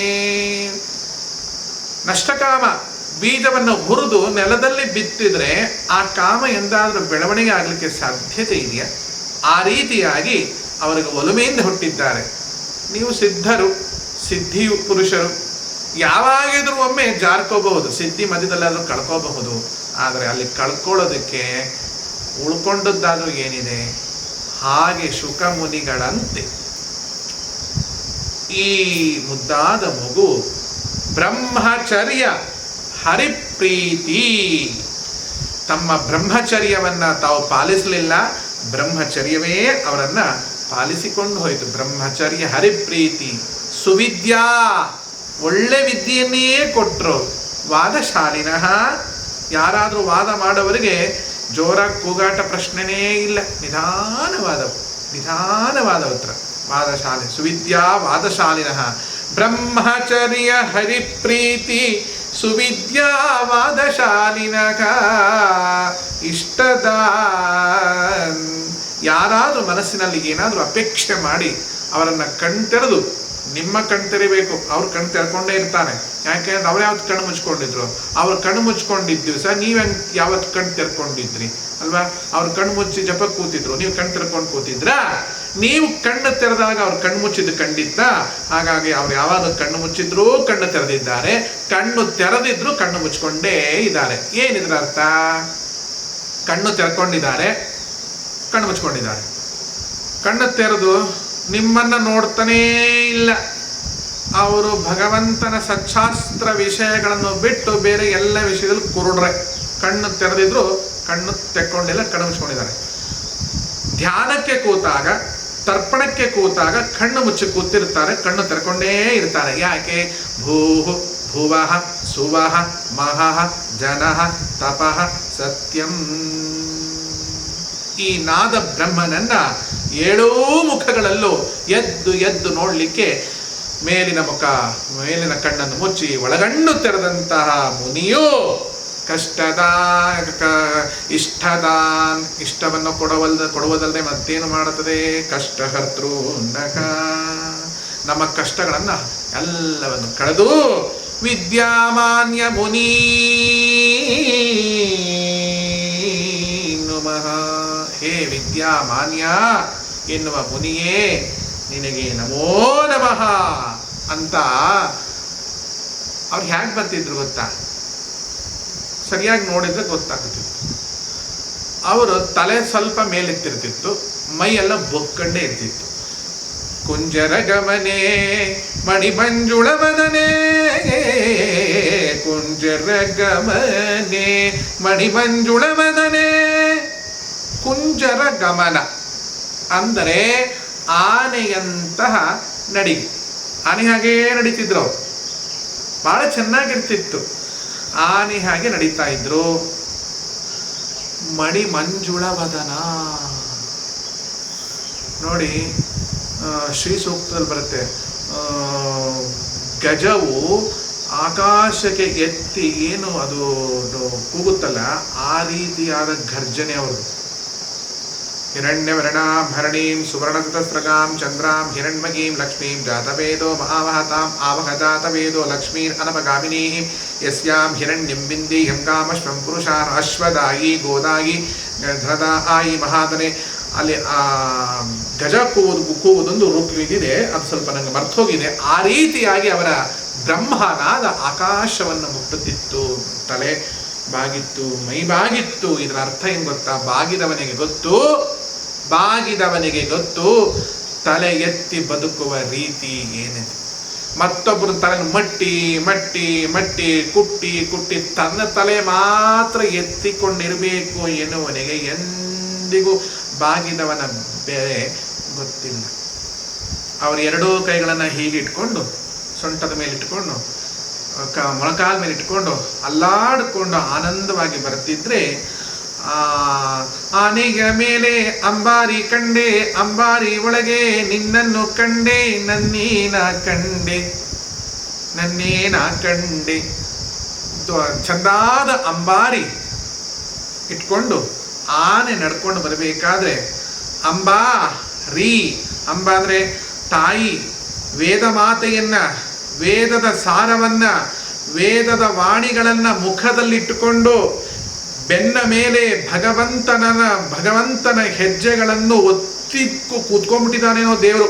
ಅವರೆಷ್ಟು ಬಗ್ಗೆ ನಡೀತಿದ್ರು ಅಂದ್ರೆ, ಒಂದು 150 ಅಥವಾ 1000 kg ದೊಡ್ಡ ತೂಕದ ಮೂಟೆಗಿಟ್ಟಾಗ ಎಷ್ಟು ಬೆನ್ನು ಬಗ್ಗುತ್ತೋ ಅಷ್ಟೊಂದು ಬಗ್ಗಿದೆ ಅಂದ್ರೆ ಅರ್ಥ. ಆಚಾರ್ಯರ ಬ್ರಹ್ಮಸೂತ್ರ ಭಾಷ್ಯಗಳು, ರಾಮಾಯಣ, ಮಹಾಭಾರತ, ದಶೋಪನಿಷತ್ತುಗಳು, ತತ್ವಪ್ರಕಾಶಿಕ, ತರ್ಕ ತಾಂಡವ, ಸುಧಾ, ನ್ಯಾಯಾಮೃತ, ಏನೇನು ಭಾರ ಹೊತ್ಕೊಂಡಿದ್ರು ಅವ್ಯಾವ ನಮ್ಮ ಕಣ್ಣಿಗೆ ಕಾಣಿಸಿಲ್ಲ. ನಾವು ಬರೀ ಬೆನ್ ಬಾಗಿದ್ದೊಂದೇ ಕಾಣಿಸಿದೆ. ಯಾಕೆ ಅಂದರೆ ಯಾವಾಗ ಬಾಗುತ್ತೆ ಗೊತ್ತಾ? ಬಾಳೆ ಮರ ಬಾಗುತ್ತೆ. ಬಾಳೆ ಮರ ಬಾಗುತ್ತೆ. ಯಾವಾಗ ಬಾಗುತ್ತೆ ಹೇಳಿ? ಬಾಳೆಹಣ್ಣಿನ ಗೊನೆಯ ಭಾರ ಬಹಳವಾದಾಗ ಬಾಳೆ ಮರ ಬಾಗುತ್ತೆ. ಇದರ ಅರ್ಥ ಬಾಳೆ ಮರ ಬಾಗಿದೆ ಅಂತ ಕೆಟ್ಟ ಅರ್ಥ ಅಲ್ಲ. ಬಾಳೆ ಮರದ ಫಲದ ಭಾರ ಬಾಗಿದಂತೆ ಅವರು ಫಲ ಮಾರಿಗೆ ಬಂದರು. ಫಲ ಮಾರಿಗೆ ಬಂದರು. ಭಂಡಾರ ಕೆರೆಯ ಮುತ್ತುಗಳ ರಾಶಿ ರಾಶಿಯಾಗಿ ಫಲ ಮಾರಿಗೆ ಬಂದರು. ಫಲ ಮಾರು ಅಂದ್ರೇನು? ಫಲವು ಮಾರಿ ಬಾಗಿಕೊಂಡು ಭಾರವಾಗಿ ಇದೆ. ಯಾಕೆ? ಯಾವುದು ಫಲ ಅಂದ್ರೆ ನಿಜವಾದ ಫಲ ಯಾವುದು? ಒಂದು ಬಾಳೆ, ಇನ್ನೊಂದು ತೆಂಗಿನಕಾಯಿ. ಕಾರಣ ಏನು? ಬಾಳೆ ಮರ ನೋಡಿ, ಅದನ್ನು ತಿಂದು ಎಲ್ಲಾದರೂ ಬಿಸಾಡಿ, ಅದರಲ್ಲಿ ಬೀಜ ಅಂತ ಇಲ್ಲವೇ ಇಲ್ಲ. ಎಂಜಲಿಂದ ಅದು ಏನು ಹುಟ್ಟಲ್ಲ. ಬಾಳೆನ ತಿಂದಾಗ ಇಡೀ ಹೂರಣವೇ ಬಾಳೆಹಣ್ಣು. ಅಲ್ಲಿ ಥೂ ಅಂತ ಬಿಸಾಡಲಿಕ್ಕೆ ಏನೂ ಇಲ್ಲ. ಆ ಇಡೀ ಖಂಡ ಇದೆಯಲ್ಲ ಅದು ಭಾಗವತಂ ರಸಂ ಆಲಯಂ. ಇಡೀ ಭಾಗವತವನ್ನು ಹೇಳಿ ಹೇಳಿ ಹೇಳಿ ಬದುಕೇ ಫಲವಿದು ಬಾಳ್ದುದಕ್ಕೆ. ತಾವು ಬದುಕಿದ್ದರ ಫಲವೇ ಬಾಳೆಹಣ್ಣು, ತಮ್ಮ ಬಾಳೆ ಫಲವನ್ನಾಗಿ ಮಾಡಿಕೊಂಡಂತಹ ಮಹಾಮುನೀಂದ್ರ. ತೆಂಗಿನಕಾಯಿಯಂತೆ ಅವರ ಜೀವನ. ಏನು ತೆಂಗಿನಕಾಯಿ ಅಂದರೆ, ತೆಂಗಿನಕಾಯಿ ಅಷ್ಟೇ ಅದ್ರಲ್ಲಿ ಒಡೆದು ನೀರು ಕುಡಿದು ತುರಿದು ಮುಗಿಸ್ಬಿಡ್ಬೇಕು ಆ ಫಲವನ್ನು. ಅದರಲ್ಲೂ ಬೀಜ ಅಂತ ಇಲ್ಲ. ಅಕಸ್ಮಾತ್ ಅದು ಬೆಳಿಲೇಬೇಕು ಅಂದರೆ ಅದು ಪೂರ್ಣ ಫಲ, ಪೂರ್ಣ ಬೀಜ. ಅದು ಇಡೀ ತೆಂಗಿನಕಾಯಿ ತೊಗೊಂಡೋಗಿ ನೆಲದಲ್ಲಿ ಇಡಬೇಕಾಗುತ್ತೆ. ಅಂತ ತೆಂಗಿನಕಾಯಿ ಈ ಮುನೀಶ್ವರ. ಇಂತಹ ಮುನೀಶ್ವರ ಎಷ್ಟು ವಿಚಿತ್ರವಾದ ವ್ಯಕ್ತಿ ಅಂದರೆ, ತಮ್ಮ ಮೈ ಮೇಲೆ ಒಮ್ಮೊಮ್ಮೆ ಝರ್ತಾರಿ ವಸ್ತ್ರಗಳನ್ನು ಹೊದ್ಕೊಂಡಿದ್ದಾಗ ತಿರುಗಮುರುಗ ಇರ್ತಿತ್ತು. ಅದನ್ನು ನಾವು ತಿರುಗಿಸಿ ಹಾಕಿದಾಗ ಅದು ಹೀಗಿದೆಯಾ ಅಂತ ಅವಾಗ ಹಾಗನ್ನಿಸ್ತಿತ್ತು ಅವರಿಗೆ. ಯಾಕೆ ಅಂದರೆ ಅವರು ಯಾವಾಗಲೂ ತಿರುಗೇ ಇರ್ತಿದ್ರು. ಯಾವುದನ್ನು ತಿರುಗಿರ್ತಿದ್ರು? ಲೌಕಿಕ ಆಕರ್ಷಣೆಗಳಿಂದ ಅವರು ತಿರುಗಿದ್ದರಿಂದ ಆ ವಸ್ತ್ರ ತಿರುಗಿದ್ರೇನೋ ನೆಟ್ಗಿದ್ರೇನೋ ಎರಡೂ ಸಂಬಂಧವಿಲ್ಲದಂಥ ದಿವ್ಯ ಅವಧೂತನ ಬದುಕು ಅವರದು. ಹೀಗೆ ಅವರ ಕೊರಳಲ್ಲಿ ಒಂದು ಗಂಟೆ ಢಣ್ ಢಣ್ ಢಣ್ ಢಣ್ ಢಣ್. ಆಗಮಾರ್ತಂತು ದೇವಾನಾಂ ಗಮನಾರ್ತಂತು ರಾಕ್ಷಸಾಂ ಕುರ್ವೇ ಘಂಟಾರವಂ ತತ್ರ ದೇವತಾಹ್ವಾನಲಾಂಛನಂ. ಕುರ್ವೇ ಘಂಟಾರವಂ ದೇವ ತತ್ರ ದೇವತಾಹ್ವಾನಲಾಂಛನಂ. ಆಗಮಾರ್ತಂತು ದೇವಾನಾಂ ಗಮನಾರ್ತಂತು ರಾಕ್ಷಸಂ ಕುರ್ವೇ ಘಂಟಾರವಂ ತತ್ರ ದೇವತಾಹ್ವಾನಲಾಂಛನಂ. ತತ್ರ ದೇವತಾಹ್ವಾನಲಾಂಛನಂ. ಅಲ್ಲಿ ದೇವತೆಗಳ ಬರುವಿಕೆಯ ಲಾಂಛನ ಬಂತು ಅಂದರೆ ವಿದ್ಯಾಮಾನ್ಯ ಮುನಿಯು ಎಂಬ ಆನೆಯು ಅಂಬಾರಿಯನ್ನು ಹೊತ್ತು ಬರ್ತಾ ಇದ್ರೆ ಅದರ ಕೊರಳಲ್ಲಿ ಇರುವಂತಹ ಕೃಷ್ಣನ ನಿಂದ ವಿಗ್ರಹದ ಚಿನ್ನದ ಪದಕವೆಂಬ ಗಂಟೆ ಆಚೆ ಈಚೆ ಈಚೆ ಆಚೆ ಅಲ್ಲಾಡ್ತಿದ್ದ. ಅತ್ತಿತ್ತಲು ಗದೆ ಭಕ್ತರ ಮನೆಯೊಳು ನಿತ್ಯ ಮಹೋತ್ಸವ ನಿತ್ಯ ಸುಮಂಗಲೆ ಸತ್ಯವ ತೋರುತ ಸಾಧು ಸಜ್ಜನರ ಚಿತ್ತದಿ ಹೊಳೆಯುವ ಪುತ್ಥಳಿ ಬೊಂಬೆ. ಜ್ಞಾನವೆಂಬ ಮೊತ್ತದ ಮುನಿಗಳಿಗೆ ಮಾಹುಲಿ ಅಂತ ಹೇಳ್ತಾರೆ. ಗುರುಮಾವುಲಿ, ಮಾಹುಲಿ ಅಲ್ಲ ಗುರುಮಾವುಲಿ. ಗುರುಮಾವುಲಿ ಅಂದರೆ ಮರಾಠಿ ಒಳಗೆ ಗುರು ತಾಯಿ ಅಂತ ಅರ್ಥ. ಗುರು ಬೇರೆ ಇಲ್ಲ, ತಾಯಿ ಬೇರೆ ಇಲ್ಲ ಅಂತ ತಾಯಿ ಬಂದಳು ಅಂದರೆ ಜ್ಞಾನದ ತಾಯಿ ಬಂದಳು ಅಂತ ಅರ್ಥ. ಜ್ಞಾನ ನಮ್ಗೆಂದು ಬಂದುಬಿಡುತ್ತೆ, ಒಳ್ಳೆ ಬುದ್ಧಿ ಬಂತು ಅಂತ ಅರ್ಥ. ಒಳ್ಳೆ ಬುದ್ಧಿ ಯಾವತ್ತು ಬಂತು ಅಂದರೆ ಅವತ್ತು ನಾವು ಸಂಪದ್ಭರಿತರಾದೆವು ಅಂತ ಅರ್ಥ. ಅಂತ ಸಂಪತ್ತನ್ನು ತರುವ ಇಂಥ ವಿದ್ಯಾಮಾನ್ಯ ಮುನಿಯು ಮಹಾಲಕ್ಷ್ಮಿಯಲ್ಲದೆ ಚಿನ್ನದ ಪುತ್ಥಳಿಯಲ್ಲದೆ ಮತ್ತೇನು ಅವರು ಬರುವ ಆ ಆಗಮಾರ್ತಂತು ದೇವಾನಂ. ಅವರು ಬರ್ತಾ ಇದ್ರೆ ದೇವತೆಗಳು ಬರುವ ಲಾಂಛನ. ಗಮನಾರ್ತಂತು ರಾಕ್ಷಸಾಂ. ಕೆಟ್ಟ ಜನರು ಅಲ್ಲಿಂದ ನಿರ್ಗಮನ ಹೊಂದುತ್ತಿದ್ದರು. ಆಗಮಾರ್ತಂತು ದೇವಾನಂ ಗಮನಾರ್ತಂತು ರಾಕ್ಷಸಂ ಕುರ್ವೇ ಘಂಟಾರಂ ತತ್ರ ದೇವತಾ ಪಾನಲಾಂಛನಂ. ಪಟ್ಟದಾನೆಯಂತೆ ದೇವರನ್ನು ಹೊತ್ತು ನಡೆಯುತ್ತಿದ್ದರು. ಶ್ರೀಕೃಷ್ಣನ ದಿವ್ಯ ಗಂಟೆಯೋ ಎನ್ನುವಂತೆ ಪರಮಾತ್ಮನ ಗೀತಾಮೃತವನ್ನ, ಗೀತಾ ತಾತ್ಪರ್ಯ ನಿರ್ಣಯ, ಮಹಾಭಾರತ ತಾತ್ಪರ್ಯ ನಿರ್ಣಯ, ಕೃಷ್ಣಾಮೃತ ಮಹಾರಣವ ಅವೆಲ್ಲ ಘಂಟಾನಾದ. ಆ ಘಂಟಾನಾದಗಳನ್ನೆಲ್ಲ ನುಡಿಸುತ್ತಾ ಅಂದರೆ ಹೀಗೆ ನಡ್ಕೊಂಡು ಬರುತ್ತಾ ಇದ್ರು. ಢಣ್ ಢಣ್ ಢಣ್. ನೋಡಬೇಕಿತ್ತು ಆ ಆನಂದ. ನೋಡಿದವರ ಕಣ್ಣು ಹಬ್ಬ ಉಂಡು ಹೊಟ್ಟೆ ತುಂಬ ತಿಂದು ತೇಗಿ ಹೋಗಿದೆ. ಮುಂದಿನವರಿಗೆ ಅದನ್ನು ತೋರಿಸುವ ಬಗೆ ಹೇಗೆ ಎನ್ನುವುದು ಹೊಟ್ಟೆ ಉರಿಯುವಂತಿದೆ. ಇಂತಹ ವಿದ್ಯಾಮಾನ್ಯ ಮುನಿಗಳ ಒಂದು ದಿನಚರ್ಯೆ ಅದ್ಭುತವಾಗಿರ್ತಕ್ಕಂಥದ್ದು. 3 ಗಂಟೆ 3-4 ಗಂಟೆ ಆದರೆ ಸಾಕು. ಪ್ರಾತಃ ಕಾಲಾದಿಕಂ ಕರ್ಮ ನಿತ್ಯ ನೈಮಿತ್ತಿಕಾತ್ಮಕಂ ಕೇಶವಾರಾಧನಾರ್ಥಾಯ ಕರಿಷ್ಯೇಹಂ ತವಾಜ್ಞೆಯ. ಅವರ ಕಾಲ ಬುಡಕ್ಕೆ ನಾವು ಮಲಗ್ತಾ ಇದ್ವಿ. ಕಾರಣ ಏನು? ಆಪಾದ ಮೌಲಿ ಪರ್ಯಂತಂ ಗುರುಣಾಂ ಆಕೃತಿಂ ಸ್ಮರೇ ತೇನ ವಿಘ್ನಾಃ ಪ್ರಣಶ್ಯಂತಿ ಸಿದ್ಧ್ಯಂತಿ ಚ ಮನೋರಥಾಃ. ಅಂಥವರ ಪಾದ ಸೇವೆಯನ್ನು ಅನೇಕ ಜನರು ಮಾಡಿದ್ದಾರೆ. ಅದರಲ್ಲಿ ಈ ದೇಹವು ಒಂದು ಸೌಭಾಗ್ಯವನ್ನು ಪಡ್ಕೊಂಡಿದೆ. ಅವರು ಎದ್ದು ತಮ್ಮ ಕಾಲುಗಳಿಂದ ನಮ್ಮನ್ನು ಅವರು ಎಬ್ಬಿಸುವ ರೀತಿ ತುಂಬ ಅದ್ಭುತವಾಗಿರ್ತಿತ್ತು. ಅವರು ನಿತ್ಯ ಕಾಲಲ್ಲೇ ಹೊಡಿತಿದ್ರು.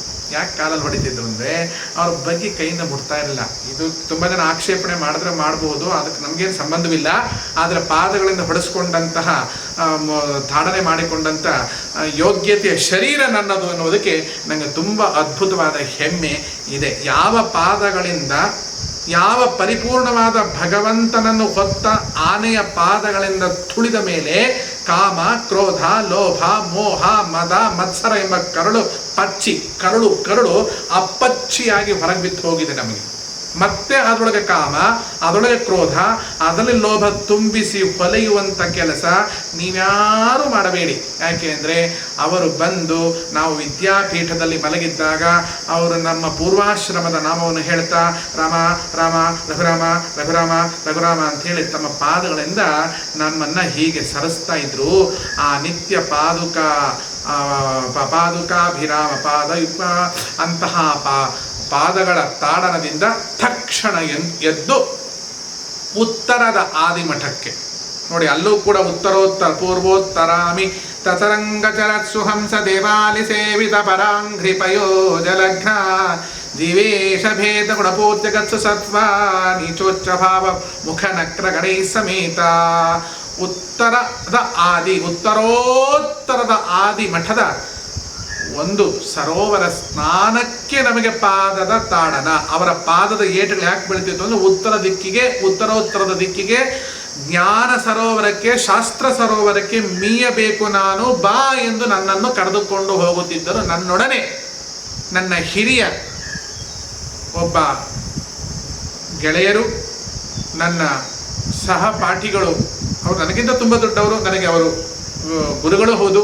ಅವರು ನಾನು ಇಬ್ಬರು ಇದ್ದುಕೊಂಡು ಗುರುಗಳನ್ನು ಪ್ರತಿನಿತ್ಯವೂ ಸ್ನಾನಕ್ಕೆ ಕರೆದುಕೊಂಡು ಹೋಗ್ತಾ ಇದ್ವಿ. ಸ್ನಾನಕ್ಕೆ ನಾವು ಕರ್ಕೊಂಡು ಹೋಗ್ತಾ ಇರಲಿಲ್ಲ, ಸ್ನಾನಕ್ಕೆ ನಮ್ಮನ್ನು ಅವರು ಕರ್ಕೊಂಡು ಹೋಗ್ತಾ ಇದ್ವಿ.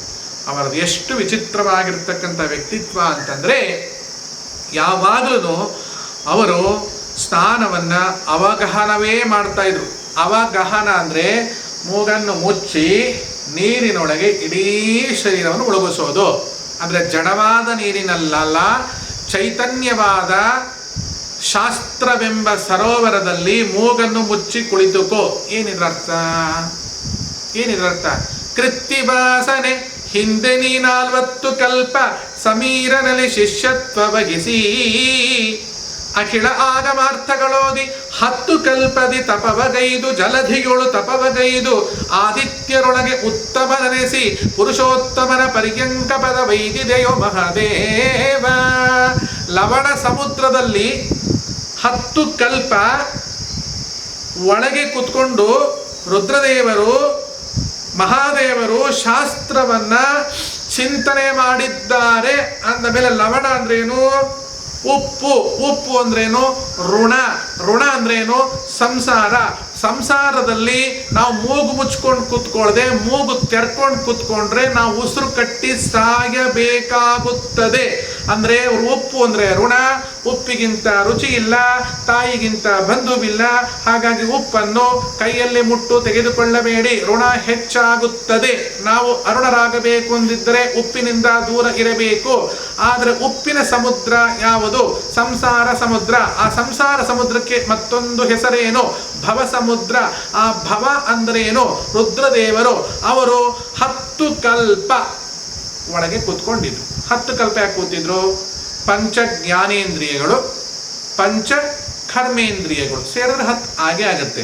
ಇಂಥ 10 ಕಲ್ಪದಿ ರುದ್ರದೇವರೇ ಕೂತಿರ್ಬೇಕಾದ್ರೆ ನಮ್ಮಂಥವರು ನಮ್ಮನ್ನು ಕರ್ಕೊಂಡೋಗಿ ಶಾಸ್ತ್ರದಲ್ಲಿ ಅದರ ಅವಗಹನ, ಮೂಗು ಮುಚ್ಚಿ ಮುಳುಗಿ 1 2 3 4 5 ಪಂಚಮೀ ಪಂಚಭೂತೇಶಿ ಪಂಚಸಂಖ್ಯ ಉಪತಾರಣಿ ಶಾಶ್ವತಿ ಶಾಶ್ವತೈಶ್ವರ್ಯ ಶರ್ಮದ ಶಂಭುಮೋಹಿನಿ ಎನ್ನುವಂತೆ ನಮ್ಮನ್ನು ಸ್ನಾನ ಮಾಡಿಸ್ತಾ ಇದ್ರು. ಪ್ರತಿನಿತ್ಯ ಅವರಿಗೆ ಒಂದು ಎಣ್ಣೆ, ಪ್ರತಿನಿತ್ಯ ಅಲ್ಲ, ಹುಣ್ಣಿಮೆ ಇಂಥ ಪರ್ವಕಾಲಗಳಲ್ಲಿ ಅವರಿಗೊಂದು ಎಣ್ಣೆ ಹಚ್ಚುವ ಸೌಭಾಗ್ಯ, ಅಂದರೆ ಅಭ್ಯಂಗ ಸ್ನಾನ ಮಾಡುವ ಮಾಡಿಸುವ ಸೌಭಾಗ್ಯ ನಮಗೆ ಸಿಕ್ಕಿತ್ತು. ಎಣ್ಣೆ ಹಚ್ಚಿ ಸ್ನಾನ ಮಾಡಿಸ್ತಾ ಇತ್ತು ಈ 2 ಕೈಗಳು. ಪಾಪ ಅವ್ರು ಏನಂತ ಇದ್ರು? ನೀನು ತಾಯಿಯಂತೆ ಅಂತ ಹೇಳ್ತಾ ಇದ್ರು. ಅವ್ರು ಹೇಳಿದ್ದಕ್ಕೇನು ಗ್ಯಾರಂಟಿ ರೀ ಅಂತ ನೀವು ನನ್ನ ಕೇಳಿದ್ರೆ, ನಿಮಗೆ ಸಂತಾನ ನಿಮಗೇ ಸಂತಾನ ಆಗಿದೆ ಅಂತ ಏನು ಗ್ಯಾರಂಟಿ ರೀ ಅಂತ ನಾನು ನಿಮಗೆ ಕೇಳಬೇಕಾಗತ್ತೆ. ಯಾಕೆ ಅಂದರೆ ಪತಿಪತ್ನಿಗಳಿಗೆ ಸಂತಾನ ಆಗಿದೆ ಅಂತ ಹೇಳಿ ಅವರಿಬ್ಬರಿಗೆ ಮಾತ್ರ ಗೊತ್ತಿರೋ ವಿಚಾರ. ಹಾಗೆ ಗುರು ಶಿಷ್ಯರ ಸಂವಾದ ಗುರು ಶಿಷ್ಯರಿಬ್ಬರಿಗೆ ಮಾತ್ರ ಗೊತ್ತಿರೋ ವಿಚಾರ. ಅದು ಎಲ್ಲರಿಗೂ ಬಾಯಿ ಬಿಟ್ಟು ಹೇಳಬೇಕಾದಿಲ್ಲ. ಆ ಸುಖವನ್ನು ಜಗತ್ತಿಗೆ ನೋಡಿದರೆ ಸಾಕು. ಅವಳು ಬಸರಾಗಿದ್ದಾಳೆ. ಹೇಗೆ ಬಸರಾಗಿದ್ದಾಳೆ ಅಂದರೆ ಗಂಡನನ್ನು ಕೂಡಿದ್ದಾಳೆ ಅಂತ ಅರ್ಥ. ಗಂಡನನ್ನು ಕೂಡಿದಾಳೆ ಅಂತ ಗೊತ್ತಾಗಿದ್ದಕ್ಕೆ ಬಸರಾಗಿರೋದು. ಒಳ್ಳೆ ಸಂತಾನ ಆಗಿರೋದಕ್ಕೆ ಒಳ್ಳೆ ಗಂಡನನ್ನು ಕೂಡಿದಾಳೆ ಅಂತ ಗೊತ್ತಾಗಿರೋದು. ಇಂಥ ಜ್ಞಾನ ಭಕ್ತಿ ವೈರಾಗ್ಯಗಳು ಅವರ ಪ್ರಸಾದವಲ್ಲದೆ ನಮ್ಮದು ಏನೂ ಇಲ್ಲ. ಅವರು ನನ್ನ ಅಮ್ಮ ಅಂತ ಕರೀತಾ ಇದ್ರು. ಯಾಕೆ ಸ್ವಾಮಿ ಅಂತಿದ್ದೆ ನಾನು. ತಾಯಿಯ ಗುಣ ಎಲ್ಲ ನಿನ್ನಲ್ಲಿದೆ ಅಂತ. ಆ ಮಾತು ಸುಳ್ಳಾಗಲೇ ಇಲ್ಲ. ಎಂಥ ಜ್ಞಾನಿಗಳವರು, ಎಂತಹ ಜ್ಞಾನಿಗಳು. ಅಂಥ ಮಹಾತ್ಮರು ಒಮ್ಮೆ ನೋಡಿ, ತಾಯಿಯಂತೆ ಮಕ್ಕಳು, ನೂಲಿನಂತೆ ಸೀರೆ ಅಂತ ಹೇಳ್ತಾರೆ. ಇದು ಎಲ್ಲಿ ಲೌಕಿಕದಲ್ಲಿ ಬರುವ ಮಾತು. ಅಲೌಕಿಕದಲ್ಲಿ ಬರುವ ವಿಚಾರ ನೋಡಿ. ವಿಭುತ ಪ್ರಿಯರಂತಹ ಗುರುಗಳು, ಶತಾಯುಷಿ ಸುಧೀಂದ್ರರಂಥ ನಾಮ ಕೊಟ್ಟವರು, ಆಶ್ರಮ ಕೊಟ್ಟಂಥ ವಿಭುಧ ಪ್ರಿಯರಂಥವರು. ವಿಭೂಧ ಪ್ರಿಯ, ವಿಶಿಷ್ಟವಾದ ಬುಧವುಳ್ಳವರು, ಜ್ಞಾನವುಳ್ಳವರಿಗೆ ಪ್ರಿಯರವರು. ಶತ ಆಯುಷಿ ಸುಧೀಂದ್ರರು. ಸುಧೀಂದ್ರ ಅಂದರೆ ಅಮೃತವೇ ಅವರ ಹೆಸರು. ಅದರ ಇಂದ್ರರು ಅವರು ಶತಾಯುಷಿಗಳಲ್ಲದೆ ಮತ್ತೇನು, ಅವರು ನಾಮಾಮೃತವನ್ನು ಕೊಟ್ಟವರು. ಬರೆಯಲ್ಲ, ನಾಮಾಮೃತವನ್ನು ಕಿವಿಯಲ್ಲಿ ಧಾರೆ ಎರೆದವರು. ಸತ್ಯನಿಷ್ಠರು, ಸತ್ಯಚರರು, ಸತ್ಯ ಸಂಕಲ್ಪರು, ಸತ್ಯ ಸಂತುಷ್ಟರು, ಸತ್ಯ ಶಬ್ದದ ಆರಾಧಕರಾಗಿರ್ತಕ್ಕಂಥ ಸತ್ಯ ಧ್ಯಾನ ಮುನೀಂದ್ರರು. ಅವರಿಗೆ ಅನುಗ್ರಹದ ಅಂದರೆ ಬೇರೆ ಎಲ್ಲ ಆವರಣವನ್ನು ಕಿತ್ತು ಹಾಕಿ ಅನುಗ್ರಹದ ಕವಚವನ್ನು ತೊಡಿಸಿ ತತ್ವಪ್ರಕಾಶಿಕ, ವೇದಾಂತ, ನ್ಯಾಯ, ವ್ಯಾಕರಣ, ಮೀಮಾಂಸಾದಿ ಶಾಸ್ತ್ರಗಳ ರತ್ನಗಳ ಮಣಿಗಳನ್ನು ಒಳಗೆ ಕೂಡಿಸಿಕೊಟ್ಟವರು. ಯಾರೋ ಕವಚ ಹಾಕಿದ್ರು, ಆ ಕವಚದಲ್ಲಿ ಮಣಿಗಳನ್ನು ಹಾಕಿ ಕೂಡಿಸಿಕೊಟ್ಟು ಬಿಗಿಯಾಗಿ ಅಪ್ಪಿಕೊಂಡು ನೀವು ಭಂಡಾರ ಕೆರೆಯ ಜ್ಞಾನ ಭಂಡಾರ ಎಂಬುದಾಗಿ ಅಪ್ಪಿಗೆ ಕೊಟ್ಟಂತಹ ವ್ಯಕ್ತಿ ಯಾರು? ಸತ್ಯ ಧ್ಯಾನರು. ಸತ್ಯವನ್ನೇ ಧ್ಯಾನ ಮಾಡುವಂಥವರ ಒಪ್ಪುಗೆ ಇವರಿಗಾದ ಮೇಲೆ ಜಗತ್ತಿಗೆ ಒಪ್ಪುಗೆ ಆಗದೆ ಮತ್ತೇನಾಗುತ್ತೆ? ಅಂಥ ಜಗತ್ತಿನ ಒಪ್ಪುಗೆಯಾದವರ ಪಾದ ಈ ಶರೀರದ ಮೇಲೆ ಬಿದ್ದಿದೆ ಅಂದರೆ, ಇದು ಸ್ವಲ್ಪ ದಾರಿ ತಪ್ಪಿದೆ ಅಂದರೆ ಅದಕ್ಕೂ ಆ ಪಾದಗಳೇ ಕಾರಣ ಅಂತ ಹೇಳ್ಬೇಕಾ? ಇಲ್ಲ, ಎಂದಿಗೂ ಅದನ್ನು ಈ ಶರೀರ ಮಾಡಿರೋದಿಲ್ಲ ಎನ್ನುವುದಕ್ಕೆ ಇದು ಮಾಡಿದೆ ಅಂದರೆ ಆ ಪಾದ ಸರಿ ಇಲ್ಲ ಅಂತ ಹೇಳಬೇಕಾಗತ್ತೆ. ಹಾಗಿಲ್ಲ, ಪವಿತ್ರವಾದ ಪಾದಗಳ ಅಮೃತ ಸೇಚನ, ಪವಿತ್ರ ಪಾದಗಳ ಜ್ಞಾನಾಮೃತದ ಧೂಳು ಈ ಶರೀರವನ್ನು ಆವರಿಸಿಕೊಂಡಿದೆ. ಇಂತಹ ವ್ಯಕ್ತಿಗಳು ಒಮ್ಮೆ ಬರಬೇಕಾದ್ರೆ, ಸತ್ಯಧ್ಯಾನರಲ್ಲಿ ವಿದ್ಯಾಭ್ಯಾಸ ಮಾಡಬೇಕಾದ್ರೆ, ವಾಲಕುಂಡ ನರಸಿಂಹಾಚಾರ್ಯರು ಅಂತ ಒಬ್ಬರು ಇದ್ದರು, ಮಹಾಯೋಗಿಗಳು, ಜ್ಞಾನಿಗಳು. ಅವರ ಹತ್ರ ಸ್ವಲ್ಪ ದಿವಸಗಳ ಕಾಲ, ಸ್ವಲ್ಪ ತಿಂಗಳುಗಳ ಕಾಲ ನಾವಲ್ಲಿ ಅವರ ಹತ್ರ ಇದ್ದು ಏನೋ ಸಣ್ಣ ಪುಟ್ಟ ಅಧ್ಯಯನಗಳನ್ನು ಅವರಿಂದ ಮಾಡಿದ್ದೆವು ಅನ್ನೋದಕ್ಕಿಂತ ಹೆಚ್ಚಾಗಿ ಕೇಳಿದ್ದೆವು, ಶ್ರವಣ ಮಾಡಿದ್ದೆವು. ಅಂತಹ ವಾಲಕುಂಡ ನರಸಿಂಹಾಚಾರ್ಯರು ನಡೆದಾಡುವ ವಿಶ್ವಕೋಶದಂತೆ. ಆ ವಾಲಕುಂಡ ನರಸಿಂಹಾಚಾರ್ಯರು ಎಲ್ಲ ಬರಬೇಕಾದ್ರೆ ಒಂದು ಪಶು, ಒಂದು ಕತ್ತೆಯೋ ಅಥವಾ ಕುದುರೆಯೋ ಒಂದರ ಮೇಲೆ ಒಂದು ಏರಿ ಒಂದು ಸಂಭೋಗ ನಡೆಸುವ ಒಂದು ಕ್ರಿಯೆ ನಡೆದಿತ್ತು. ಏನು ನಡೀತಾ ಇದೆ ಇಲ್ಲಿ ಅಂತ, ಯಾಕೆ ಆ ಕತ್ತೆ ಮೇಲೋ ಅಥವಾ ಕುದುರೆ ಮೇಲೋ, ಕುದುರೆ ಹತ್ಕೊಂಡಿದೆಯೋ ಕತ್ತೆ ಹತ್ಕೊಂಡಿದೆಯೋ ಗೊತ್ತಿಲ್ಲ, ಏನಾಗ್ತಾ ಇದೆ ಅಂತ ಕೇಳಿಬಿಟ್ರು ಈ ವಿದ್ಯಾಮಾನ್ಯ ಮುನಿಗಳು. ತಕ್ಷಣ ಎಲ್ಲರಿಗೂ ನಗು ಬಂದುಬಿಡ್ತು. ಆಗ ಎಂಥವ್ರಿಗೂ ಗೊತ್ತಾಗತ್ತೆ ಅಲ್ಲಿ ಸಂಯೋಗ ನಡೆದಿದೆ ಅಥವಾ ಸಂಭೋಗ ನಡೆದಿದೆ, ಅದು ಏನೋ ಒಂದು ರಾಸಕ್ರೀಡೆ ಏನೋ ನಡೆದಿದೆ ಅಂತ. ಈಗ ಹುಟ್ಟಿದ ಮಕ್ಕಳಿಗೆ ಗೊತ್ತಾಗುತ್ತೆ. ಹುಟ್ಟೋಕ್ಕಿಂತ ಮುಂಚೆ ಹೊಟ್ಟೆಲೇ ಹೇಳಿಬಿಡ್ತಾರೆ ಇಂಥದ್ದೊಂದು ವಿಷಯ ಈ ಜಗತ್ತಲ್ಲಿ ಮುಂದೆ ಇದೆ ಅಂತ. ಆದರೆ ಪಾಪ ಮಹಾಮುನೀಂದ್ರ ಎಷ್ಟು ಮುಗ್ಧತೆ, ಅಲ್ಲಿ ಏನು ನಡೀತಾ ಇದೆ, ಯಾಕೆ ಒಂದ್ರ ಮೇಲೆ ಒಂದು ಹಾಗೆ ಅಂಟಿಕೊಂಡಿದೆ ಅಂತ ಕೇಳಿದ್ರಂತ. ಸತ್ಯಧ್ಯಾನರು ತುಂಬ ಜಾಣರು. ಆಗಿನ ಕಾಲದ ಹಾಸ್ಯ ನಿಕೃಷ್ಟವಾದ ಹಾಸ್ಯ ಇರಲಿಲ್ಲ. ಅವರಿಗೆ ಜೋಕನ್ನು ಹ್ಯಾಕ್ ಕಟ್ ಮಾಡ್ತಾ ಇದ್ದು ಅಂದರೆ ತಸ್ಯಲೋಪಹ ಅಂದ್ಬಿಟ್ರು. ಎರಡಕ್ಕೂ ಅರ್ಥ ಆಗಬೇಕು. ಪಾಣಿನಿ ವ್ಯಾಕರಣ ಸೂತ್ರದಲ್ಲಿ ತಸ್ಯಲೋಪಹ ಅನ್ನೋ ಸೂತ್ರವನ್ನು ಹೇಳಿದಂತಿರಬೇಕು. ತಸ್ಯಲೋಪಹ ಅಂದರೆ ಅವನಿಗೆ ಬೇಕಾಗಿರ್ತಕ್ಕಂಥ ಕಾಮದ ಇಂದ್ರಿಯವೇ ಲೋಪ ಇಲ್ಲ ಎನ್ನುವುದನ್ನು ಹೇಳಿರಬೇಕು. ತಸ್ಯಲೋಪಹ ಎಂದರೆ ಅಡ್ಡಗೋಡೆ ಮೇಲೆ ದೀಪ ಇಟ್ಟ ಹಾಗೆ. ಏನು ಅಂದರೆ ಪಾಣಿನಿ ವ್ಯಾಕರಣ ಸೂತ್ರದಲ್ಲಿ ತಸ್ಯಲೋಪಹ ಎನ್ನುವ ಸೂತ್ರ ಇದೆ, ಅದನ್ನು ಹೇಳಿದಂತಾಗಬೇಕು. ತಸ್ಯ ಲೋಪ, ಅವನಿಗೆ ಅದಿಲ್ಲವೇ ಇಲ್ಲ ಅಂತ ಹೇಳಿದಂತೆಯೂ ಆಗಬೇಕು. ಅಂತಹ ಒಂದು ಜೋಕನ್ನು ಸತ್ಯಧ್ಯಾನ ಮುನೀಂದ್ರರು ಕಟ್ ಮಾಡಿದ್ದಾರೆ. ಇಂತಹ ಅವರ ಮುಗ್ಧತೆ ಎಷ್ಟು ಅಂತಂದರೆ, ಒಂದ್ಸಲ ಒಂದು ವಿಚಿತ್ರ ನಡೀತು. ಒಬ್ಬ ವ್ಯಕ್ತಿ ಹೆಸರು ನಾನು ಹೇಳಲ್ಲ, ಆತ ಬಹಳ ಬೀಡಿಯನ್ನು ಸೇರ್ತಾ ಇದ್ರು. ಆಗ ಯಾರೋ ಹೋಗಿ, ಸ್ವಾಮಿ ಆ ಬೀಡಿ ಮಸ್ತು ಒಯ್ತಂತುಳ್ಳೆ ಅವೇನು ಬುಡುಪೋಲೆ ಇದ್ದಡ ಮಟಕ ಮಸ್ತು ಕೆಟ್ಟ ಪುದಾರ್ ಬರ್ಪುಡು ಎಂಚಾಂಡಲ್ಲ ನಿಂಕ್ಳು ಬುಡುಪೋಲೆ ಪಣಗ ನಿಂಕ್ಳ ಶಿಷ್ಯ ಆತ ಸ್ವಾಮಿ ನಿಮ್ಮ ಶಿಷ್ಯ ಅಲ್ವಾ, ಅವ್ನು ನೀವು ಬೀಡಿ ಸೇರ್ತಾ ಇದ್ದಾನೆ, ಕೆಟ್ಟ ಹೆಸರು ಬಂದ್ಬಿಡುತ್ತೆ ನಿಮಗೆ, ಬಿಡಿಸ್ಬಿಡಿ ಅಂದರು. ಮಾರೆ ಅಂಚನ ಅಂಪುಗ ಕರೆದ್ರು, ಸುಲ ನನ್ನ ಬೀಡಿ ಒಯ್ಪುಣ ಬೋತ್ರಿ, ಅವ್ನು ಬಿಡೋಡಿ, ಇನ್ಮೇಲೆ ಬೀಡಿ ಸೇರಬಾರ್ದು, ಇನ್ನು ಬಿಟ್ಟು ಬಿಡಬೇಕು ಅಂದರು. ಅವನು ಆಯಿತು ಸ್ವಾಮಿಯಿಂದ. ಒಂದು ವಾರ ಆಯಿತು, ಮತ್ತೊಬ್ರು ಬಂದು ಕೇಳಿದ್ರು ಸ್ವಾಮಿಗಳಿಗೆ, ಸ್ವಾಮಿ ಅವನು ಸಿಗರೇಟ್ ಸೇರ್ತಾ ಇದ್ದಾನೆ ಅಂತಂದರು. ಹೌದಾ ಅಂದರು. ಏನು ಹಾಗೆ ಅಂದರೆ ಅಂದರು. ಸರಿ ಹೇಳ್ತೀನಿ ಬಿಡಿ ಅಂದರು. ಅವನನ್ನು ಕರೆದ್ರು, ಜಾದು ಮಾರ ಈ ಸಿಗರೇಟ್ ಒಯ್ತಂತುಳ್ಳಗೆರೆ, ಏನು ಮಾರೇ ಸಿಗರೇಟ್ ಸೇರ್ತಾ ಇದೆಯಂತೆ ಅಂತ ಕೇಳಿದ್ರು ಸ್ವಾಮಿಗಳು. ಅದಕ್ಕೆ ಅವನು ಹೇಳ್ದ, ಇಲ್ಲ ಸ್ವಾಮಿ ಅದು ಬೀಡಿ ಅಲ್ಲ ಸಿಗರೇಟು, ಅದೇನು ಪರವಾಗಿಲ್ಲ ಅಂತ. ಹ್ಞೂ ಅಂದರು. ಸರಿ ಮತ್ತೆ ಬಂದರು ಅವ್ರು, ಯಾರೋ ಈ ಆಕ್ಷೇಪ ತಂದವರು, ಸ್ವಾಮಿ ನೀವು ಅವರಿಗೆ ಬುದ್ಧಿವಾದ ಹೇಳಿದ್ರ ಅಂತ. ಇವ್ರು ಹೇಳಿದ್ರು, ಇದ್ದೀ ಆ ಬೀಡಿ ಬಿಡ್ತೆಗೆರೆ ಸಿಗರೇಟ್ ವೈಪಿಗೆರೆ ಅವ್ರು ತೊಂದರೆ ಇದ್ದಿಗೆರೆ ಅಂತ. ಇಲ್ಲ, ಅವನು ಬೀಡಿ ಸೇದೋದು ಬಿಟ್ಟಿದಂತೆ, ಸಿಗರೇಟ್ ಸೇರ್ತಾನಂತ, ಅದೇನು ತೊಂದರೆ ಇಲ್ವಂತೆ ಅಂತ ಹೇಳಿದ್ರು. ಎಂಥ ಒಂದು ಮುಗ್ಧತೆ. ಅವರು ಆ ರೂಮಲ್ಲಿ, ಆ ನಾರಾಯಣ ದಾಸರ ಮನೆ ರೂಮಲ್ಲಿ ಕೂತ್ಕೊಂಡಿದ್ದಾಗ ಸಹಸ್ರಾರು ರೂಪಾಯಿಗಳು ಅವ್ರ ಮುಂದೆ ಬಂದು ಬಿದ್ರೂ ನಾವು ಕದೀತಿದ್ವೋ ಯಾರು ಕದೀತಿದ್ರೋ ಗೊತ್ತಿಲ್ಲ, ಎಷ್ಟು ಜನ ಕದ್ರೂ ಕದ್ದವರೆಲ್ಲ ಗುಂಡುಗಾದ್ರು. ಆದರೆ ಅವ್ರು ಎಷ್ಟು ದುಡ್ಡಿದೆ ಅಂತ ಎಡಗಣ್ಣಿಂದಲೂ ನೋಡಿದಂಥ ವ್ಯಕ್ತಿಯೇ ಅಲ್ಲ. ಯಾವಾಗಲೂ ಬಗ್ಗಿಕೊಂಡು ಯಾವುದಾದೊಂದು ಪುಸ್ತಕವನ್ನು ಹಿಡಿದುಕೊಂಡು, ಬೇಕಾದಷ್ಟು ತಲೆ ಒಳಗಿದೆ, ಹೃದಯದೊಳಗೆ ತುಂಬಿ ಮೆರಿತಾ ಇದೆ, ಎಲ್ಲೆಲ್ಲಿ ಪಾದ ಇಟ್ಟರೂ ಅಲ್ಲಿ ಓಂಕಾರ ನಾದದ ಅಚ್ಚು ಮೂಡುತ್ತದೆ. ಅಷ್ಟೆಲ್ಲ ಇದ್ದರೂ ಪುಸ್ತಕ ಪಾಣಿಗಳಾಗಿ ಇರ್ತಿದ್ರು. ಇದರ ಅರ್ಥ ಏನು? ವೃಥಾ ಕಾಲಾಹರಣವನ್ನು ಮಾಡಬೇಡಿ. ಅನ್ಯೇನ ಕ್ಷಣಿಕಾ ತೃಪ್ತಿ ಯಾವಜ್ಜೀವಂಚ ವಿದ್ಯೆಯ, ಕಣವನ್ನು ಹಾಳು ಮಾಡದಂತೆ ಜೀವನವನ್ನು ಮಾಡಿ ಎನ್ನುವುದಕ್ಕೆ ಒಂದು ಪ್ರತಿಜ್ಞಾಪೂರ್ವಕವಾದ ಜೀವನವನ್ನು ನಡೆಸಿದಂಥ ವಿದ್ಯಾಮಾನ್ಯ ಮುನೀಂದ್ರರು ಮಹಾಯೋಗಿಗಳು. ಅಂಥವರ ಸೇವೆಯನ್ನು ಎಷ್ಟು ಹೇಳಿದ್ರೂ ಸಾಲದು. ಒಂದೆರಡು ಮಾತುಗಳಲ್ಲಿ ಮುಕ್ತಾಯವಾಗುವಂಥ ವಿಷಯಗಳು ಇಲ್ಲಿ ಎಲ್ಲೂ ಇಲ್ಲ. ಹುಬ್ಬಳ್ಳಿಯಲ್ಲಿ ಯಾವುದೋ ಒಂದು ಹೊಲ ತೋಟಕ್ಕೆ ಬಂದಿದ್ದೀವಿ, ಸ್ನಾನಕ್ಕೆ. ಅಲ್ಲಿ ಇದು ಸರೋವರ ಏನೂ ಇಲ್ಲ, ಸುತ್ತಲೂ ಸೊಳ್ಳೆಗಳ ಕಡಿತ. ನಾನು ಒಬ್ಬನೇ ಇದ್ದೀನಿ, ನನ್ನ ಜೊತೆ ನನ್ನ ಗೆಳೆಯ ಸ್ವಲ್ಪ ಅವತ್ತು ಬರೋದು ತಡವಾಗಿತ್ತು. ನಾನು ಮುಂದೆ ಹೋಗಬೇಕಾಯಿತು 3:30-4 ಗಂಟೆ ಒಳಗೆ. ಕತ್ತಲೆ ಬೇರೆ, ತೋಟಗಳು. ಅದರ ಮಧ್ಯದಲ್ಲಿ ಒಂದು ಬಾವಿ ಇತ್ತು. ಬಾವಿಯ ಒಳಗೆ ಏಣಿಯನ್ನು ಇಳಿಸಿ ಒಳಗೆ ಅವಗಾಹನ ಸ್ನಾನ ಮಾಡಿದ್ದಾರೆ ಅಂದರೆ ಅರ್ಥ ಮಾಡ್ಕೊಳ್ಳಿ. ಒಂದು ಏಣಿನ ತಂದು ಆ ಏಣಿನ ಒಳಗೆ ಬಿಟ್ಟು, ಏಣಿಗೆ ಏಣಿ ಕಟ್ಟಿ ಎಲ್ಲಾದರೂ ಬಿದ್ದರೆ ಏನು ಮಾಡಬೇಕು, ಎತ್ತ ಮಾಡಬೇಕು ಅಂತ ದಡೂತ್. ಮೊದಲೇ ಹೇಳಿದೆ, ಆನೆಯಂಥ ಶರೀರ, ಆನೆಯಂತಹ ನಡಿಗೆ, ಆನೆಯಂಥದ್ದೇ ಕಣ್ಣು, ಅಷ್ಟು ಆನೆಯಷ್ಟು ಭಂಡಾರದಷ್ಟು ಜ್ಞಾನ ಬೇರೆ. ಅವರ ಹೆಸರು ಪ್ರತ್ಯರ್ಥಿ ಗಜಕೇಸರಿ ವ್ಯಾಸತೀರ್ಥ ಗುರೋರ್ಭೂಯ ಅಸ್ಮದಿಷ್ಟಾರ್ಥ ಸಿದ್ಧಗೆ. ವ್ಯಾಸರ ಬಗ್ಗೆ ಹೇಳಬೇಕಾದ್ರೆ, ವ್ಯಾಸತೀರ್ಥರ ಬಗ್ಗೆ ಹೇಳಬೇಕಾದ್ರೆ ಈ ಚರ್ಮ ಶ್ಲೋಕ ಹೇಳ್ತೀವಿ ನಾವು. ಆದರೆ ಇವ್ರು ಹೇಗೆಂದರೆ ಪ್ರತ್ಯರ್ಥಿ ಗದಕ್ಕೆ ಸರಿ ಇವರು.